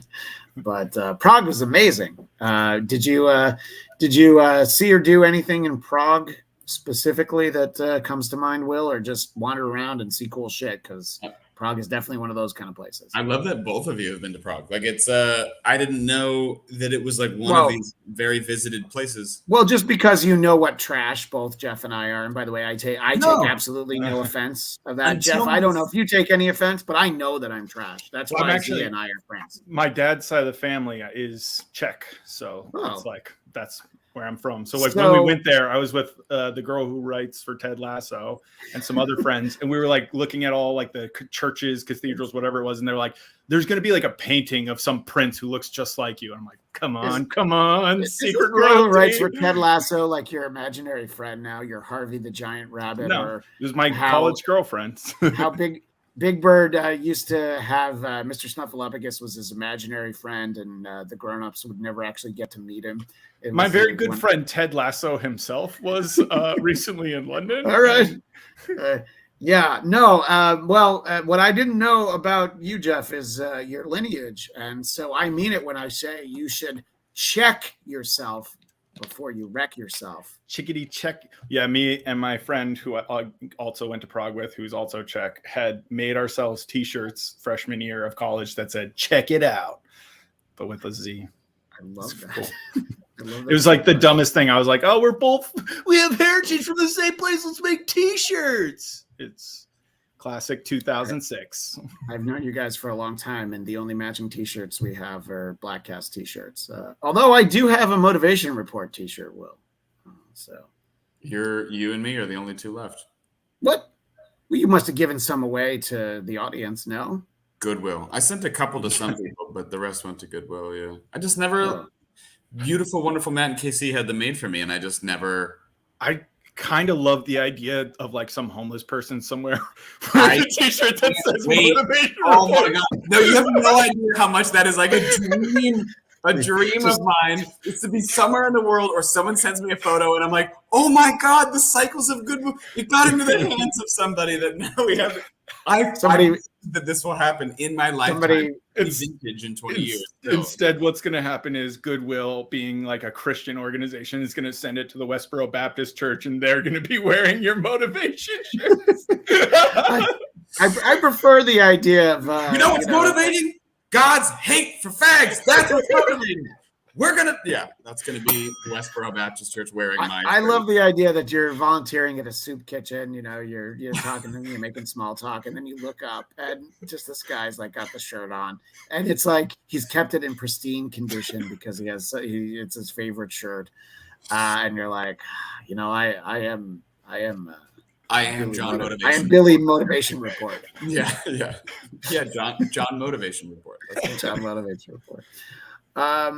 Anyway, so that's Prague was very fun, and beautiful. I will say that like you can kind of see all there is to see in Prague in about 36 hours, but it's because it's untouched by the war, or the Second World War, we should say. It's like walking through the fucking set of the animated Beauty and the Beast. It's crazy. It's beautiful and like really. It's untouched by the Great War and the Even Better War. Better War, yeah. I knew a girl from Prague. World War II Electric Boogaloo. She basically, when I was a page at NBC, she had been to the States when she was in high school as an exchange student. So she was visiting her host family, and they took her she wanted to work in television. So they took her to NBC. And I gave the tours there, and she was so enamored by me. She actually called me the next day at like the main number there, and let's just say that I gave a tour that first time, and then she provided me with a tour about a week later. And I was very appreciative. She was, of course, college age at this point. I think that's important because I mentioned she was a high school exchange student. But it was a different time. It was the 90s. And let's just say she physically tried to place her finger somewhere. And I said, "Oh, honey, we don't do that here." But now we do. But back then, sorry, I remember you telling me that a girl tried this once, but I didn't have all that background information. Well, I'm giving you a little bit more background. Because she took a picture on the set from of your butthole. Yes, close up. She took a picture from the tour, so she had a picture to like mail me, at some other point. So I have a picture with this girl. And when I was in Europe, like, I don't know, a year or two later, I met up with her, but she was like probably dating some guy in his 50s or something. She's a very pretty girl, very lovely girl. And I may have only gone to Prague hoping that I was going to get to see her again. And I had lunch with her. And I had gotten so sick that I needed her to talk to the pharmacy. I'd just really come down with something, probably from what I was now letting people do with their fingers. At that I was point, going to say, if you had run into her again, would you have been willing to change your mind on the butt stuff? I mean, if she really wanted to, absolutely. If it was like, of course, yeah. I kind of just wait. I was going to say, I love the idea of this woman just having a wall of Polaroids of different buttholes that she's. Just like memento. She doesn't remember where or when she is. Just to remember. My finger. She like wakes up with her finger coming out of the butthole, like, oh, where am I again? No. And Ghost 8386 is calling me the Riz King. Yeah. Whose butthole is this? She's got different pictures of buttholes on her arms. I do have a butthole tattoo, actually, right there. Oh, wait. Nice. Hold on. Leave it. No, leave it up, Will. I want to show our visual audience. No, not that. All right, there we go. Oh my goodness, that is that is a butthole tattoo. It's an artist, Spanish artist. They look like little starbursts in his paintings, but my buddy was like, they actually represent buttholes. And we have our friend group on WhatsApp for many years has been called Butt Stuff. And I was like, well, we all have to get butthole tattoos. And out of like 11 people, I could only talk 2 other ones besides me into doing it. And it's my friends from college. So we all have butthole tattoos now. Yeah. Nice. I mean, any story that ends with everybody having butthole tattoos is what I call a happily ever after. Three of many have butthole tattoos. Yeah, but what if one of your friends was like, "Oh, I thought you meant a tattoo on the butthole." So now we've got a. We did think that I meant that once, and I guess people have done that. But not surprised. Tattoos do exist, but I want to get one that says, "If you are close enough to read this, watch out." Objects in mirror are closer than they appear. Objects in butthole are closer than they appear. Yeah. I mean, I went to college with a girl who did indeed get tattoos, one word on each cheek, exit only, and I saw it. I know she really got it. And she's from Delaware, so for anybody that knows that part of the country, that tells them everything they needed to know. But I also wonder if anybody just was like, oh, well, what if I get a tattoo of a Butthole Surfers album cover? Maybe. Listen, that's a great. Yeah, that would be great. I love the Butthole Surfers, especially Electric Larryland. And I'm sorry, I feel like I was filibustering and talking over one of you, but I wanted to get to the Butthole Surfers since I had found the album cover. Great. Oh boy, how is it that we just always end up talking about buttholes? It's there's really no stopping us here on this show. It's a black hole. It draws you in. Oh, I love that movie when I was a kid. The black hole, the Disney Star Wars ripoff, the black hole, and yeah. Anyway, so Will, were there any other black holes when you were going around Europe? We went to a sex club in Berlin, but we weren't there long enough for it to see the craziness. You went for brunch? Yeah, sex club for brunch. It works. Does it work? Yeah. Oh, is that the house that comes as one of the backdrops? Because I used that one at one point. It does, but I'm trying to upload my own, but I guess I can't. I had No, a you good can. one. I can. Yeah, I mean, shout out to Ghost 8386, Black Hole Sun. I was thinking of a different title for this episode, but Butthole Surfers was a real band. yeah, but Black Hole Sun is the Right, Soundgarden song. The song. So yeah, so but that I think is probably the more fitting episode title. All right, so Sex Club in Berlin. And, yeah, the Kit Kat Club before it got crazy.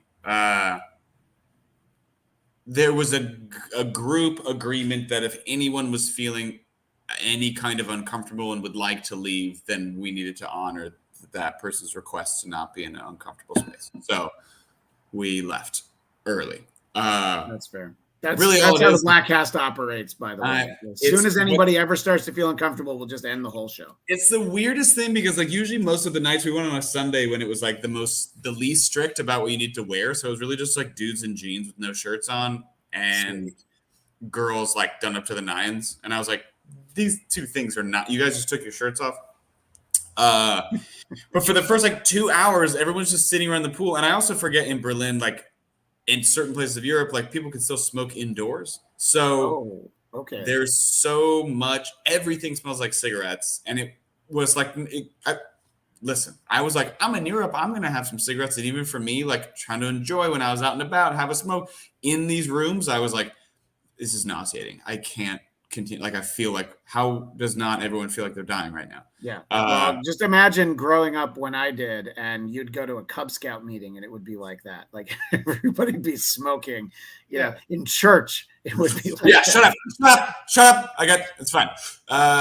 Try smoking weed in Europe and everybody's rolling spliffs and you're used to joints and you're like, what the fuck is this? I'm dying. That's true. I'm going to ask, because I'm a bit more square than you guys think. You probably think I'm super cool. That's why we still do this show. What's the difference between a joint and a spliff? I actually thought they were the same thing. A joint is just weed. A spliff is tobacco mixed in. And so even in America, when you make a spliff, you put a tiny bit of tobacco in with like your mostly weed. In Europe, you do a cigarette with a tiny bit of weed. So it's like you're basically, if you're trying to take a drag like it's a joint, you're going to fucking die from it because you just inhaled tobacco.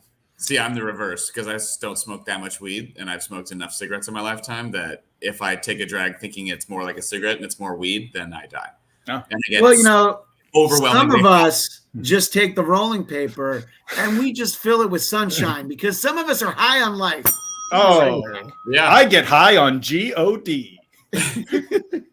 I want because he's being so kind in the chat. Ghost8386 wants to know if any of us is watching Twisted Metal, the TV series. I am not. Show? I thought it was a movie. It's a show. He says it's Peacock. It's going to be bad, but I'll watch it. Anthony Mackie's thing. I thought it was a movie. No, it's going to be like a straight to Peacock series. I don't know. It's because it's also it's a property that makes no sense as a TV show. Like has anybody else played any Twisted Metal games? I have not. No. When I was a kid and like Twisted Metal 2 on the original PlayStation was like a big deal. So like there was a storyline to the Twisted Metal games, which is each character essentially has some reason that they want to win the tournament because you get like a wish and it's basically like genie level wishing. You can like change the whole world with your wish. Okay. So that was interesting for like an old, like late 2000s PlayStation 1 game, right? But in terms of like turning it into them having these like overarching stories and stuff, I don't know. There's just it's like the characters were like little snippet type stories, not full episode level stuff. Maybe they'll have developed the characters in an interesting way, but more likely than not, it won't be because the game was just about the mayhem, right? It was you're smashing cars, you're shooting guns and missiles at each other, and then you add in little like bits of story to have there be some reason for there to be multiple levels and move along to the end of the game. In terms of like actually having a story, this was not a game that really had one where it's like, oh, you know, the story of Twisted Metal. It's like, and then they smashed a bunch of people and now they get to do their wish. Like a lot of times it was like, his whole family's murdered. So now they want to get their family back or whatever stupid thing. So I don't know. Twisted.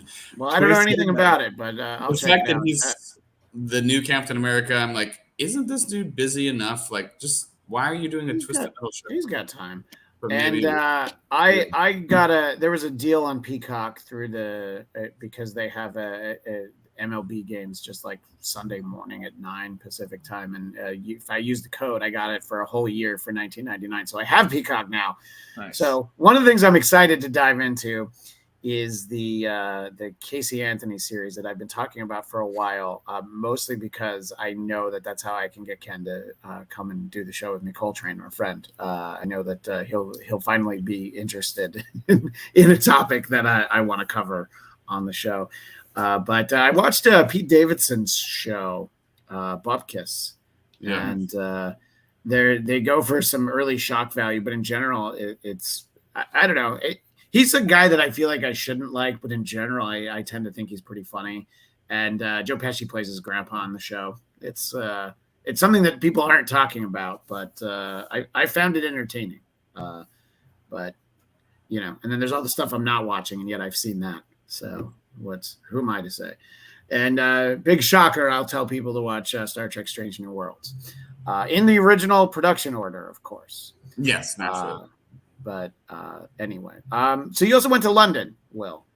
I did. London first, then Prague, then Berlin. I will say that I think Prague was my favorite just because of all that beauty and just feeling like you're in a different world entirely.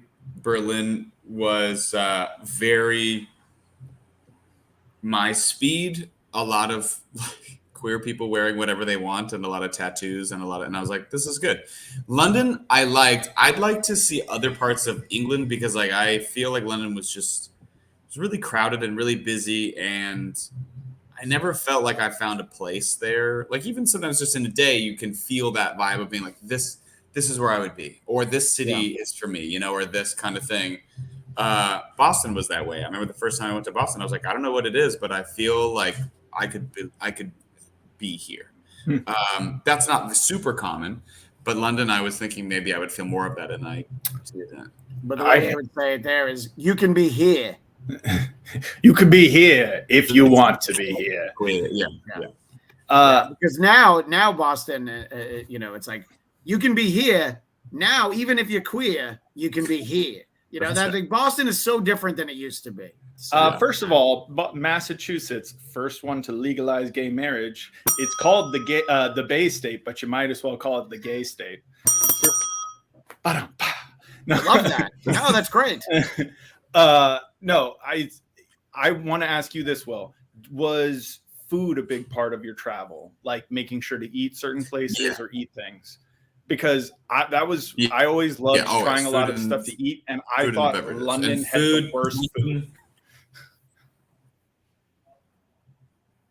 Sorry, you guys were talking at the same Wi-Fi time. and yeah, no, I know. That's I was saying that I know food was a big part for my thing, and London particularly had the worst food in my travels.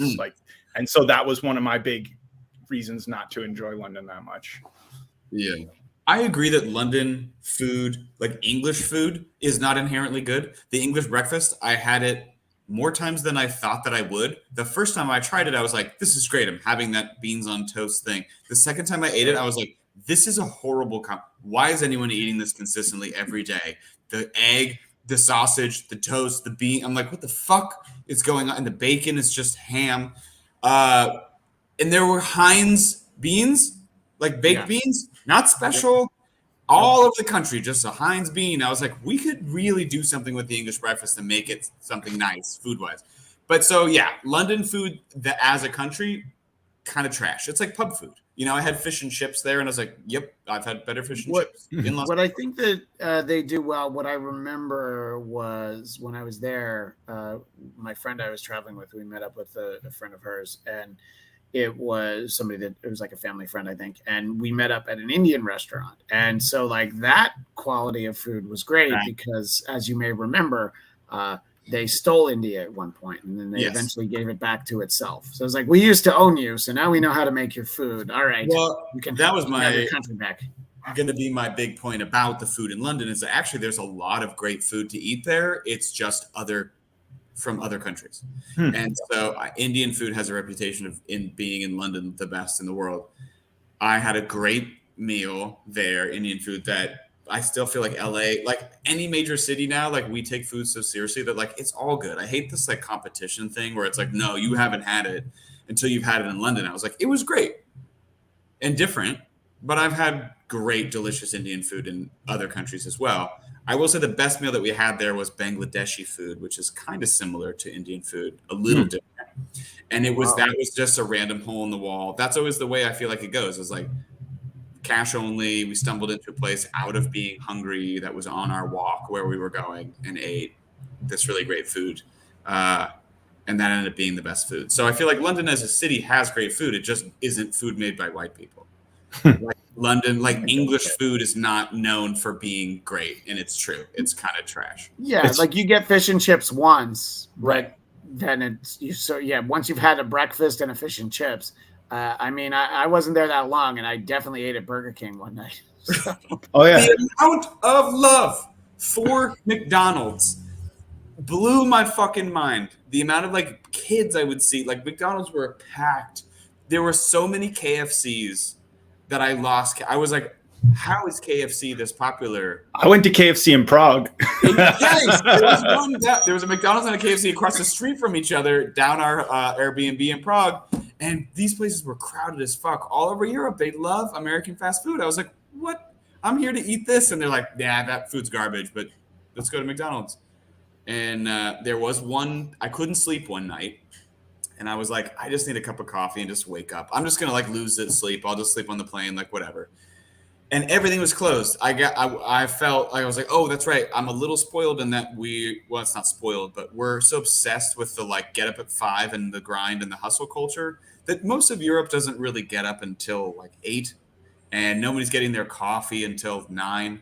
So the fact that a Starbucks is usually open at 5 o'clock in the morning in the States is not common for there. So I'm laying in bed at 4:30 and I'm like, I just want coffee and I need some food to get my day going. And I was like, what's the one restaurant that I fucking know is open 24 hours here? McDonald's.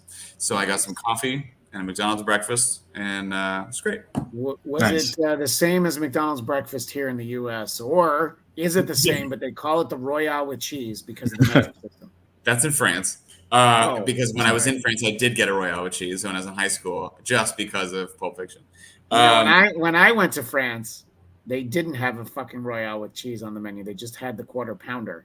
And I was like, Pulp Fiction lied to me, but that was the year 2000. And I'm sorry. So what was the breakfast like at McDonald's and the hash brown's the same. Kind of hard to fuck that up because it comes frozen and all you have to do is just drop it in the grease. Coffee was different because they don't do the traditional like drip coffee. Europe is not a drip coffee kind of place, so it's like everything's an Americano. The inside of all these fast food places, by the way, also pristine and beautiful. Yeah. Every fast food place in the States, you go inside, it's a dumpster fire. It's the worst experience. People are screaming. It's a mess. No one wants to be there. Any fast food all over Europe, everyone took care. I was like, what? Why is this? Yeah, no. When I was in China like 8.5 years ago, we actually would go to McDonald's for the reason that we would want it. They had different fruit pies there. They didn't just have apple pie. They had, I don't remember, mango, lychee. I forget what they had. So we would go though, and it's like the nicest. It's not like a 5-star restaurant nice, but it's like so clean. It was like modern. It was updated. It was like, a fast casual kind of situation. Yeah. Right. I remember going to, I think it was Domino's or Pizza Hut, and it's just a sit down restaurant. You order like a soda, and they bring it in a fucking decanter, and they're like, "Yes, would you like some Pepsi?" Your Pepsi sommelier would come to you, and perhaps we could pair the Pepsi Zero Wild Cherry with that, sir. That's right. But so my breakfast was, I got the hash brown. I got some kind of egg sandwich, which said one of the options was without sauce, and the other one it just said with brown sauce. Oh yeah. And I was like, I have to try. I don't know what brown sauce is, but I have to. It's not green sauce. I'll tell you that. It was brown. It was. That's what that Prague girl was trying to make for me. Is brown sauce. Brown sauce. It was just like Worcestershire paste. You know what I mean? It's like hydrogenated oil and then a brown flavoring. A lot of time here in the U.S., it's in a bottle. It's called HP sauce. But That's right. What's that brown stuff? Ooh, brown sauce. But I just love that there isn't a cuter name for it. It's literally called brown sauce. And on many menus in London at other restaurants, they were like, this thing with brown sauce. And I was like, I feel like we could come together and think of a term that's a little bit different than more brown sauce. Than brown sauce. Yeah. Ghost 8386 remembers a Burger King in Kingston, Jamaica back in 1991. Oh, I'd love to see what are in the Happy Meals in Jamaica. Wasn't that funny? No Farmer Boys in London. You got Farmer Boys. Oh boy, that's a Southern California chain, if ever there was one. And Sebastian just being so nice to say, hi, how are you doing? We're doing well. Thank you, Sebastian, for asking. I appreciate that. Will, I don't want to not give you a chance for any more of your travels. Is there more from the travelogue like Michael Palin used to do, where he'd travel around the world and tell you about the trips that he would take? I think about the Russell Crowe character in the South Park episode, fighting around the world with Tugger, the boat. Tugger fighting around the world. Did you and Tugger get into any fights? No. It was good. I did start to feel that I haven't taken a trip like that since I was like 21. I went to Japan and like a big international trip for more than. I mean, I went to Mexico and Ensenada, but I could drive there, so I feel like it doesn't count. It's in Southern California. So it was cool to be, but I got that feeling of like I needed a vacation from my vacation, because it's that feeling of like I have to maximize every day that I'm here, because I haven't. I'm looking forward to not putting that much pressure on myself in the future. And like, you know what? If I see a couple of cool things throughout the course of this time, that's enough. I don't need to feel like I did all these things.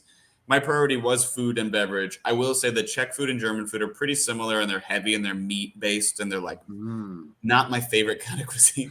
I got a schnitzel, and boy, it was the most average piece of fried meat. I got you like it might as well have been Wiener Schnitzel? See, it wasn't. That's because you're in Berlin. Because I had my schnitzel down in the Black Forest, and it was fucking amazing.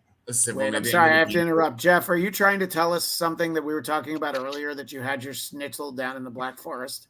Yeah.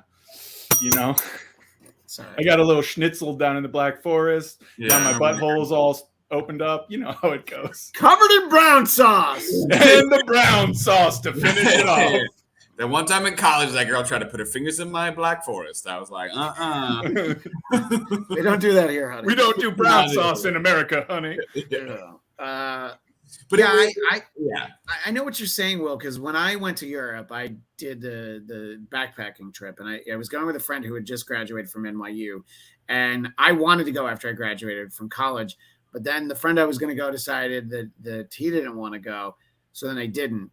So I had 2 full years of regretting not going backpacking around Europe. So when my friend was saying they were going to go, I'm like, great, I am going to go. But going with a girl that you're legitimately platonic friends with and not having sex with, it's like I had all of the annoying things about traveling with a girlfriend without the benefits.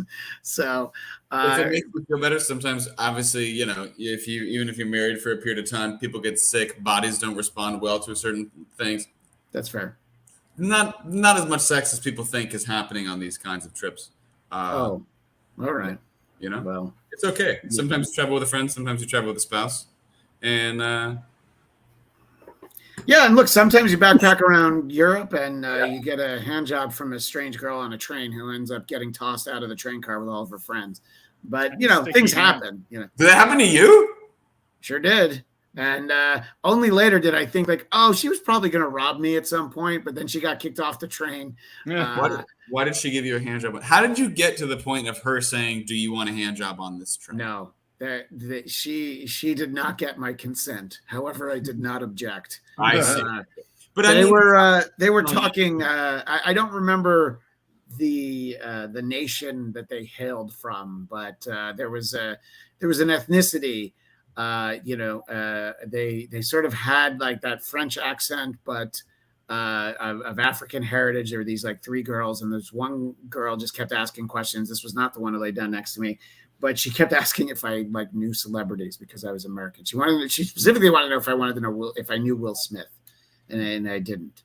You know, I was like, I knew I wasn't going to be able to impress her that I do know Tim Meadows, but the ladies' man. You know, I love Tim Meadows. Tim Meadows is one of my favorite people of all time. Tim Meadows is my greatest celebrity run-in ever. I was at the Grove in Los Angeles. My dad was in town visiting, and we run into Tim Meadows, but Tim Meadows recognized me, and he came over to me. Hey, Christian, how you doing?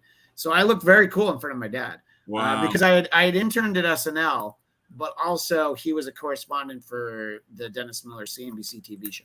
So it's, you know, he kind of had recently been reminded that he knew me and that we were best friends. If we were together right now, I would give you a hand job for that Tim Meadows story. I would appreciate it, and we would watch Ladies Man while you did. So the girl just laid next to me, and you know, we were like, it was a sleeper car. And at some point, her hand just started moving. I had shorts on because it was the summer, and I don't even know what country this was. And so I was just like, I don't think I'm going to let this happen. However, unfortunately for her, I was on a trip where, let's just say, I wasn't able to have self-gratification, perhaps the way that I might have. And my friend and I had parted ways for a few days. This was like the first night that I was on my own. And let's just say that I think she got a little more than she bargained for, a little faster than she bargained for it. So that happened. And I have to say, I didn't feel too bad about it. Okay. You know, I felt very good about it actually, because there was this girl gave me a hand job on the train, and they I think didn't have tickets, and I think that's why they got tossed out. So I woke up in the morning. I was awoken when they got kicked out, but for not having tickets. But I had this whole train car. I know where I was. It was in France, because it was like we were like driving. I think we were pulling into Nice. So I looked out the window. I'm like, you were like, nice. Nice is nice. And I was like, I came last night and, you know, hadn't changed yet, but and I'm looking out this window. What could be better, you know? Yeah. So, Nice is beautiful. I went to Nice on my travels. Yeah, we went down from Paris to Nice, and it's beautiful. Did you go to the beach? I did, but I was like taking a train to somewhere else. I had plans, so I didn't spend time in Nice. But it was definitely one of those ones where I'm like, I don't even know where I was going next. It was, if I remember correctly, it was probably somewhere in Spain. But I was like, oh, I didn't plan this trip out right. This is where I should have stayed for a little bit longer, you know. But the reason I bring up, you know, look, look, if I can do a Bladtcast episode where I'm telling attempted finger in the buttholes and hand job tales, if I'm telling those stories, great.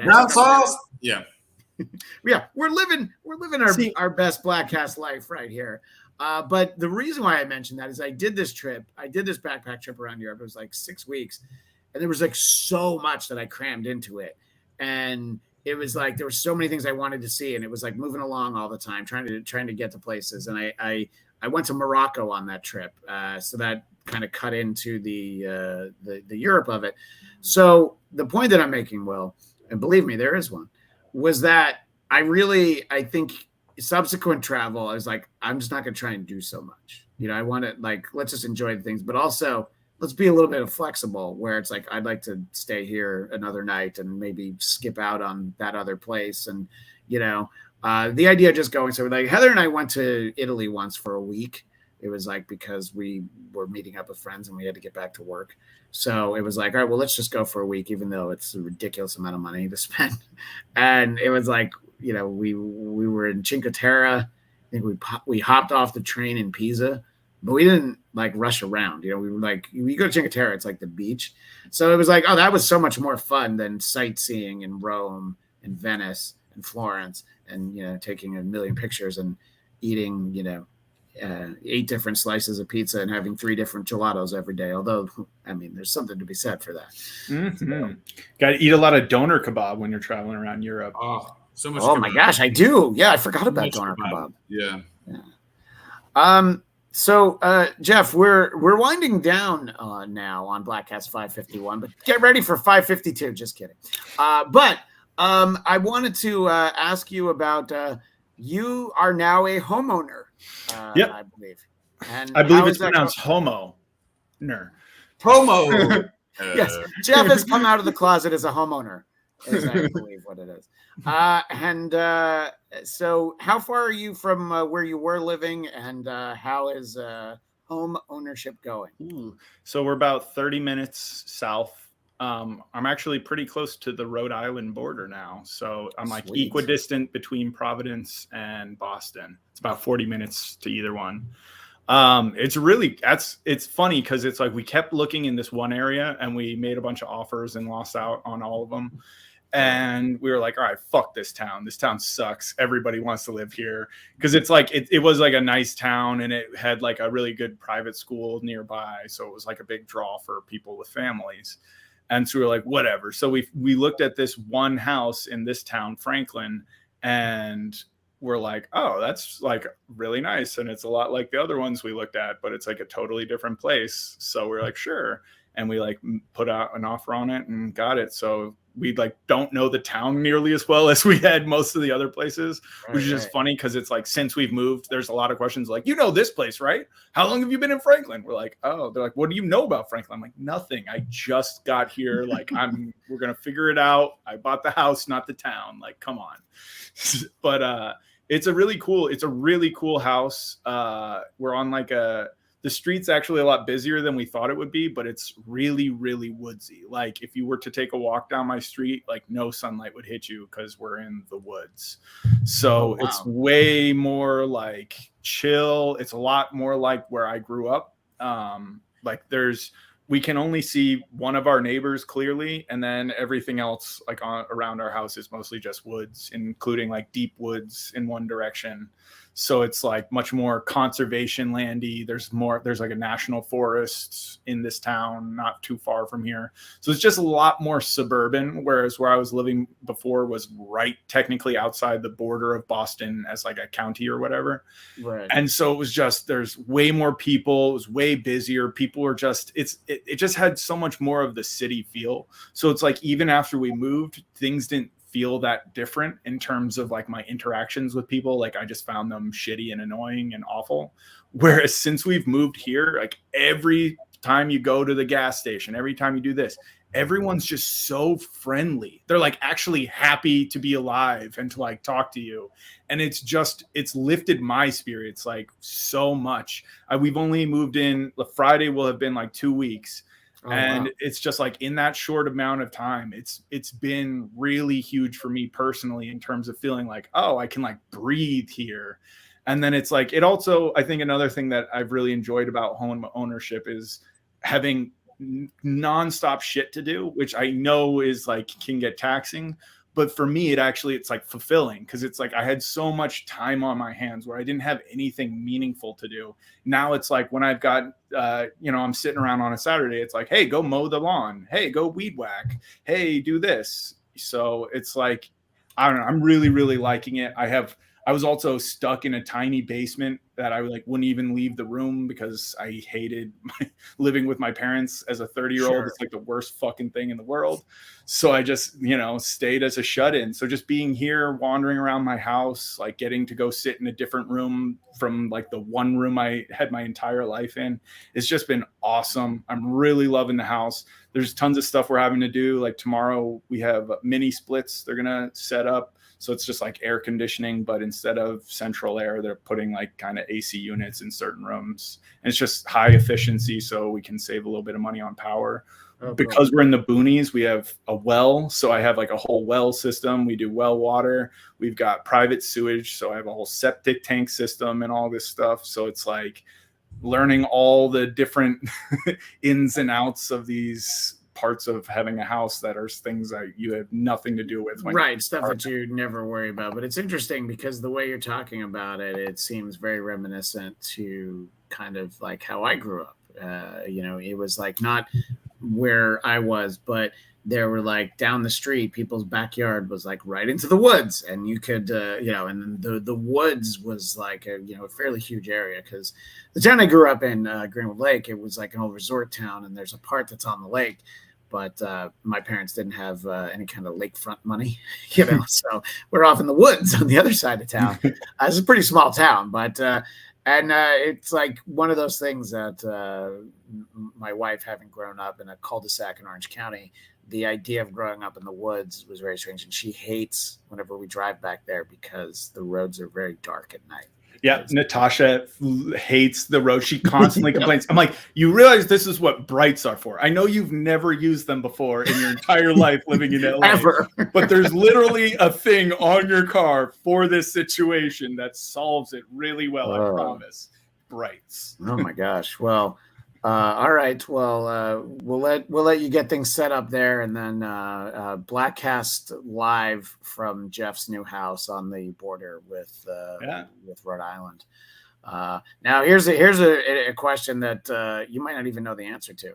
Where do you get your TV channels from? Are they from Providence, or do you get them from Boston? I have a little antenna thing to set up because it's like we don't have cable. I just do everything streaming at this point. Plus, my oldest sister pays for like all the movie channels on her cable subscription. So it's just like you just log into their shit and you can watch whatever nowadays. I do have a little satellite or a little antenna thing to plug into the coaxial on one of my TVs. I'll have to do that before football season because that's like the only thing you need an antenna for. Well, you could still stream unless you have Paramount Plus, because then you can watch CBS on Paramount Plus. That's the thing. You can stream games, but I do find that it's can be unreliable, especially if it's a popular game. Like the more people are likely tuning into a streamer, the more likely you are to have problems of it like glitching out or just not working. Well, that's why I never have a problem watching Mets games while streaming, because there's not a demand for it. I was gonna wrap things up, but I have to go answer my door. So if you guys can talk for a moment, I will be right back. We're vamping. So yeah, I'm excited. So 2 weeks. You've only been there for 2 weeks. Yeah, we closed. Well, it might have been I guess a little bit longer than that. We closed on the 23rd, so maybe we're closer to 3 weeks now, maybe.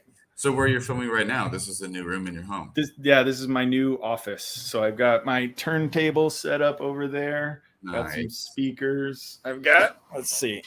This is for the visual audience. That's my little recording booth. Okay. There was like there's like a old TV hang on the wall.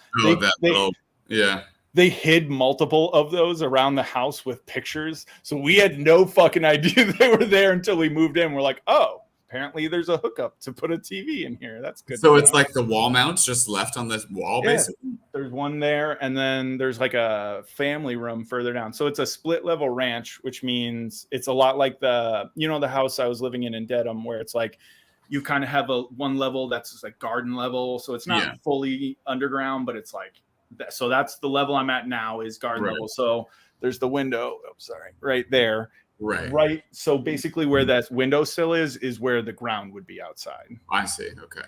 So it's nice because it keeps you a little bit cooler in the summer. So that's why it's easier to hang out down here right now, because it's 90 out today. So with no AC, upstairs is like sweltering, and down here it's like 80. So it's like 10 degrees cooler. So it's not cold, but it's like it stays about 10 degrees cooler than it is upstairs. Because it's like vaulted ceilings. Like I can't even reach the ceiling fully on my tippy toes, which is also really nice because it's like I actually, for someone, like the amount of houses in Massachusetts that were built for tiny little like 5 foot tall people, where I couldn't there were so many houses where we were like, oh, I'm literally like smashing my head because all the fucking ceilings and everything are like way down here. Like this is not gonna work. So it's great. The amount of places Europe. That's fantastic. I'm so excited for you. I feel like it's nice when friends are doing things that I have imagined in my life I'll never get to do. Now both you and Christian are homeowners, and I'm like, I've never dreamed of it. I mean, I dreamed of owning a home when I was a child, but now having lived in LA for so long, I'm like, will I ever own my own home? Well, We haven't talked about it on the podcast, and I know we're running long, but you have designs on leaving LA in the near future. I was gonna say, yeah, moving to New York next summer. So Oh wow, New York City. I'll be living with Jeff. Yeah. You're going to commute from Providence. Under the radar. Yeah, New York City. Nice. Casey's going to grad school. So then I'm sorry, but then you definitely won't own a home if you're going to move to New York City. But if you move to the suburbs, then you could. Yeah. No, I mean, in my life so far, I feel like I'm never going to own a home just because I keep going to all the places where it's not cost effective to own a home. So, yeah. Yeah, but I think sometimes, so here's what I would say. When I was getting ready to move out to LA, like end of college, I had wanted nothing to do with a place like this. Like moving to a house like this would have been a fucking nightmare. I'd be like, no, I want to be in the city where there's like things to do and people and like interactions. But it's like now that I'm in my mid 30s, I'm like, fuck people, fuck things to do. Yeah, I just want to be here. I hate people and I hate obligations of things to do. I want to choose to do things. And I mean, it's I've talked about it, referenced earlier, growing up in an old resort town on a lake in right where the suburbs start to get rural. As a kid, you're like, this is the worst place ever. There's nothing to do here. But then you're like, oh wait, what there is to do here is quiet. That's why people are here, because it's like, oh, it's a good school district. It's safe, and things like that. But, I know. I also feel like the home ownership feeling in LA is one of those like, oh, no. I never imagined trying to get a house in LA because it's like, oh, do you have $1 million? Here is a shack where rapes happen. Well, I will tell you, you don't have to have $1 million. You have to make people think that one day you might get to $1 million. And I will definitely tell you that I'm along for the ride. We're homeowners because Heather is very successful. Same with Natasha, to be honest. Yeah.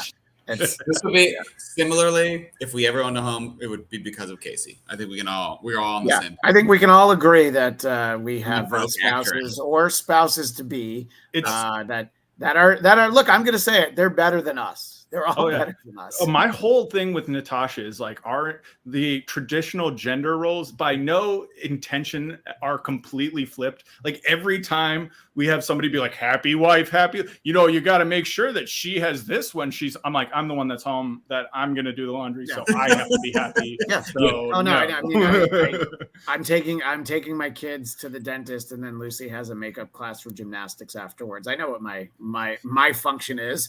Heather's out striking. As they say, and I said to her, happy house, not happy wife. Happy spouse, happy house. I like that, Will.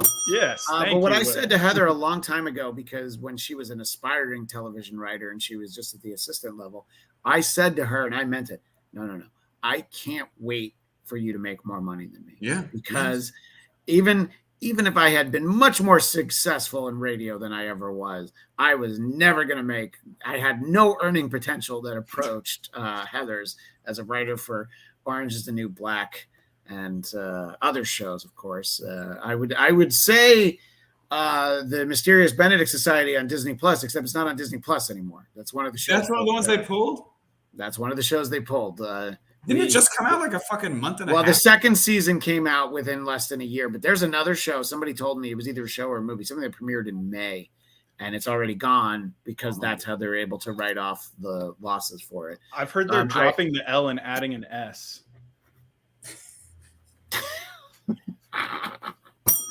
Ghost 8386 says, I love the IE. I like the Inland Empire a lot. I mean, there's some great places out there. Our pal Jeff Winstead lives in Palm Springs, and if you can deal with it being 117 some parts of the year, it's wonderful out there. I don't know that I could ever become a desert person and move to like 29 Palms or Joshua Tree, but I can see the appeal for people who can. People who just nice. Yeah. I love Palm Springs, but there's no. We never did get to have our mushroom trip, Jeff. You still can. Yeah. Well, that would be something that's worth making a trip, right? All right.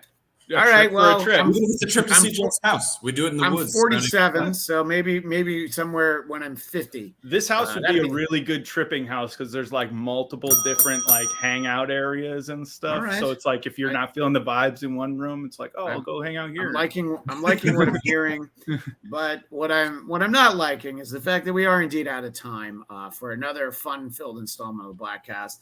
Just catching up with the fellas over the last couple episodes. There's been a lot to do. I didn't even get to my travels on the East Coast back in June because these guys bullied me into telling stories about fingers in the butt and jerking off on a train. But there's always next time to talk about that. And I would like to promote an appearance I made, a guest appearance I made on a show called Shitty Song of the Week, where I presented the Fall Out Boy sequel to We Didn't Start the Fire. And this is a show that usually runs 30 minutes. But if you invite Christian Blatt as a guest on your show, it ran for, I believe, 91 minutes. But also, the Fall Out Boy, We Didn't Start the Fire is next level. I mean, it might be the worst song in my lifetime. I'm only saying might. I have to take the time. It's you guys know the concept of the Billy Joel We Didn't Start the Fire. I feel like everybody knows that song. Are you guys familiar with the Fall Out Boy version? No, but it sounds like my next remake is. Yeah, I think the next time we get together, let's talk a little bit about it. People can check out my appearance on Shitty Song of the Week. I got a lot of it out of my system. Here's what I'm going to say. The first two words of their We Didn't Start the Fire are Captain Planet. And we can just leave it out there. It doesn't get better as the song goes along. Ghost 8386. How do we feel about Temecula? I was just out there. Just stayed at Pachanga with the wife and kids because my in-laws get free rooms there. Big and we fan drove of down hot air to balloons.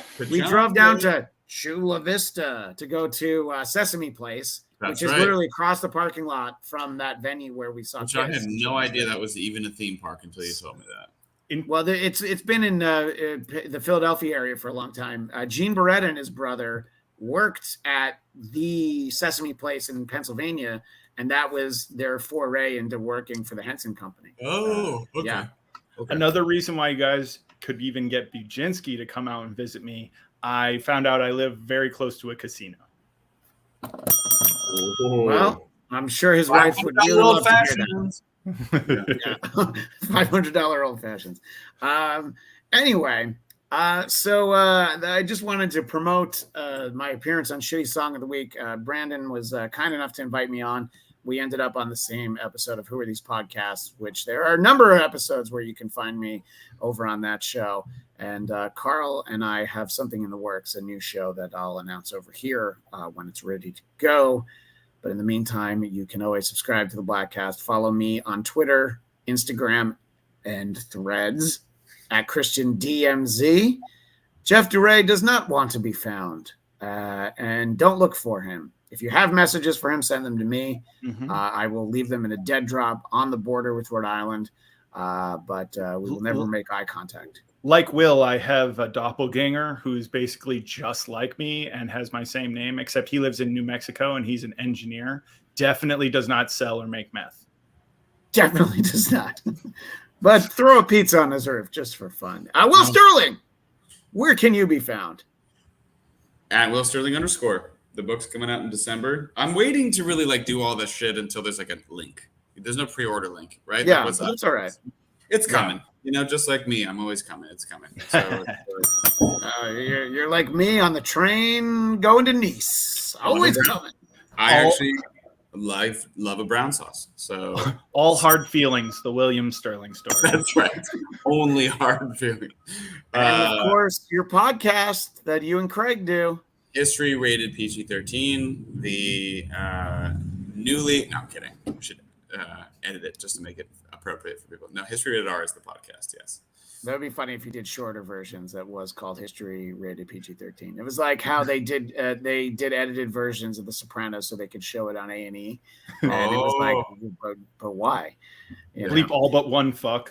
Just see if you can find. It's like Where's Waldo? Where's the word fuck in here? And what have you and Craig covered recently on History Rated R? Yeah, we took a good break. We just came back because of my travels. I said, what can you tell me about England, Prague, and or Germany? So we did an episode on Queen Victoria for England, and then we did sort of the catalyst into World War I, which is Germany, and then we're going to do another sort of combo episode leading into World War II, and then I think we're going to move on to. We got a request for the papacy. How do you say it? The history Papacy? of Papacy, yeah. You should ask Craig if he knows anything about the Czech secret police. They were like during the Soviet era, I was part of the USSR, and the Czech secret police were like one of the most notorious, like bad secret police type peeps. I never heard of the Czech secret police. I'm very interested in that. I got to bug him. Now Jeff can be a guest. Jeff will be the guest, because if we don't know something and somebody can tell me about it for 30 minutes. And you can find me on the episode of History Rated R where I presented my case about Wizard of Oz, and we also talked about the Code era. And Craig was very giggly and had a lot of laughing throughout that. He was being a little rude, but that's okay. He wasn't being rude to me, so I enjoyed it. He made a big case about how we couldn't have an entire episode based on the transition from silent pictures into talkies, and somebody requested this, and he said, I asked him, I said, hey, can we do an episode of Rasputin? He said, I don't know how we'd fill a whole episode. I was like, Rasputin is arguably like one of the most talked about, written about. I mean, we could easily fill multiple episodes. Sometimes when he doesn't want to do something, he gets the attitude of like, I don't see how we could do a whole episode about it. Yeah. And so I was like, then I'm going to do it. I did a whole episode of the transition from talk. And I feel like that he might not admit to this, but I could say it on your show. He was a little, the feeling of like, I was wrong, but I don't want to admit it. So instead I'll make jokes. Snide comments. I was very interested in the transition from talkies. There was a lot of stuff that I learned. A lot of information. Yeah, of course. There's plenty of information. We did a lot of that in my history of visual media arts class. Exactly. There's tons of the fact that it's like, I don't know how we'd fill an episode. I'm like, you mean 45 minutes? We could do that faster than we set up for the show. Anyway. 45 minutes is like what we do before we play the theme on the Bladtcast, before Farad Muhammad comes in with this is the Bladtcast. The longest cold open in history. Yeah. It's a 551 episode cold open. Next week is really where the show begins for real. That's right. Ghost 8386. Today I learned Christian was the baddie hunter and the King Riz when he was younger. I'm not quite sure what King Riz is. I'm pretty sure Ghost 8386 is too old to use those words. So he's now an official violation. He's actually not that old. He's a fan of Marvel Movie Talk. But Ghost, I think maybe you didn't realize like Marvel Movie Talk is now over on the Geekscape YouTube channel, and that's where you can find us. And don't worry, so far, neither Jeff Williams, not Jeff DeRay, Jeff Williams nor Zia Anderson have been a guest on the show. So those are two of his nemeses, and they have not been on the show. Anyway, I like to think. Nemesis. No, not you, Jeff. That's the other Jeff. In any case, that is all the time we have for now. We will see you. Maybe I'll tell stories about my travels. Maybe I won't. Maybe we'll talk more brown sauce. But whatever it is, that'll be next time on the Bladtcast.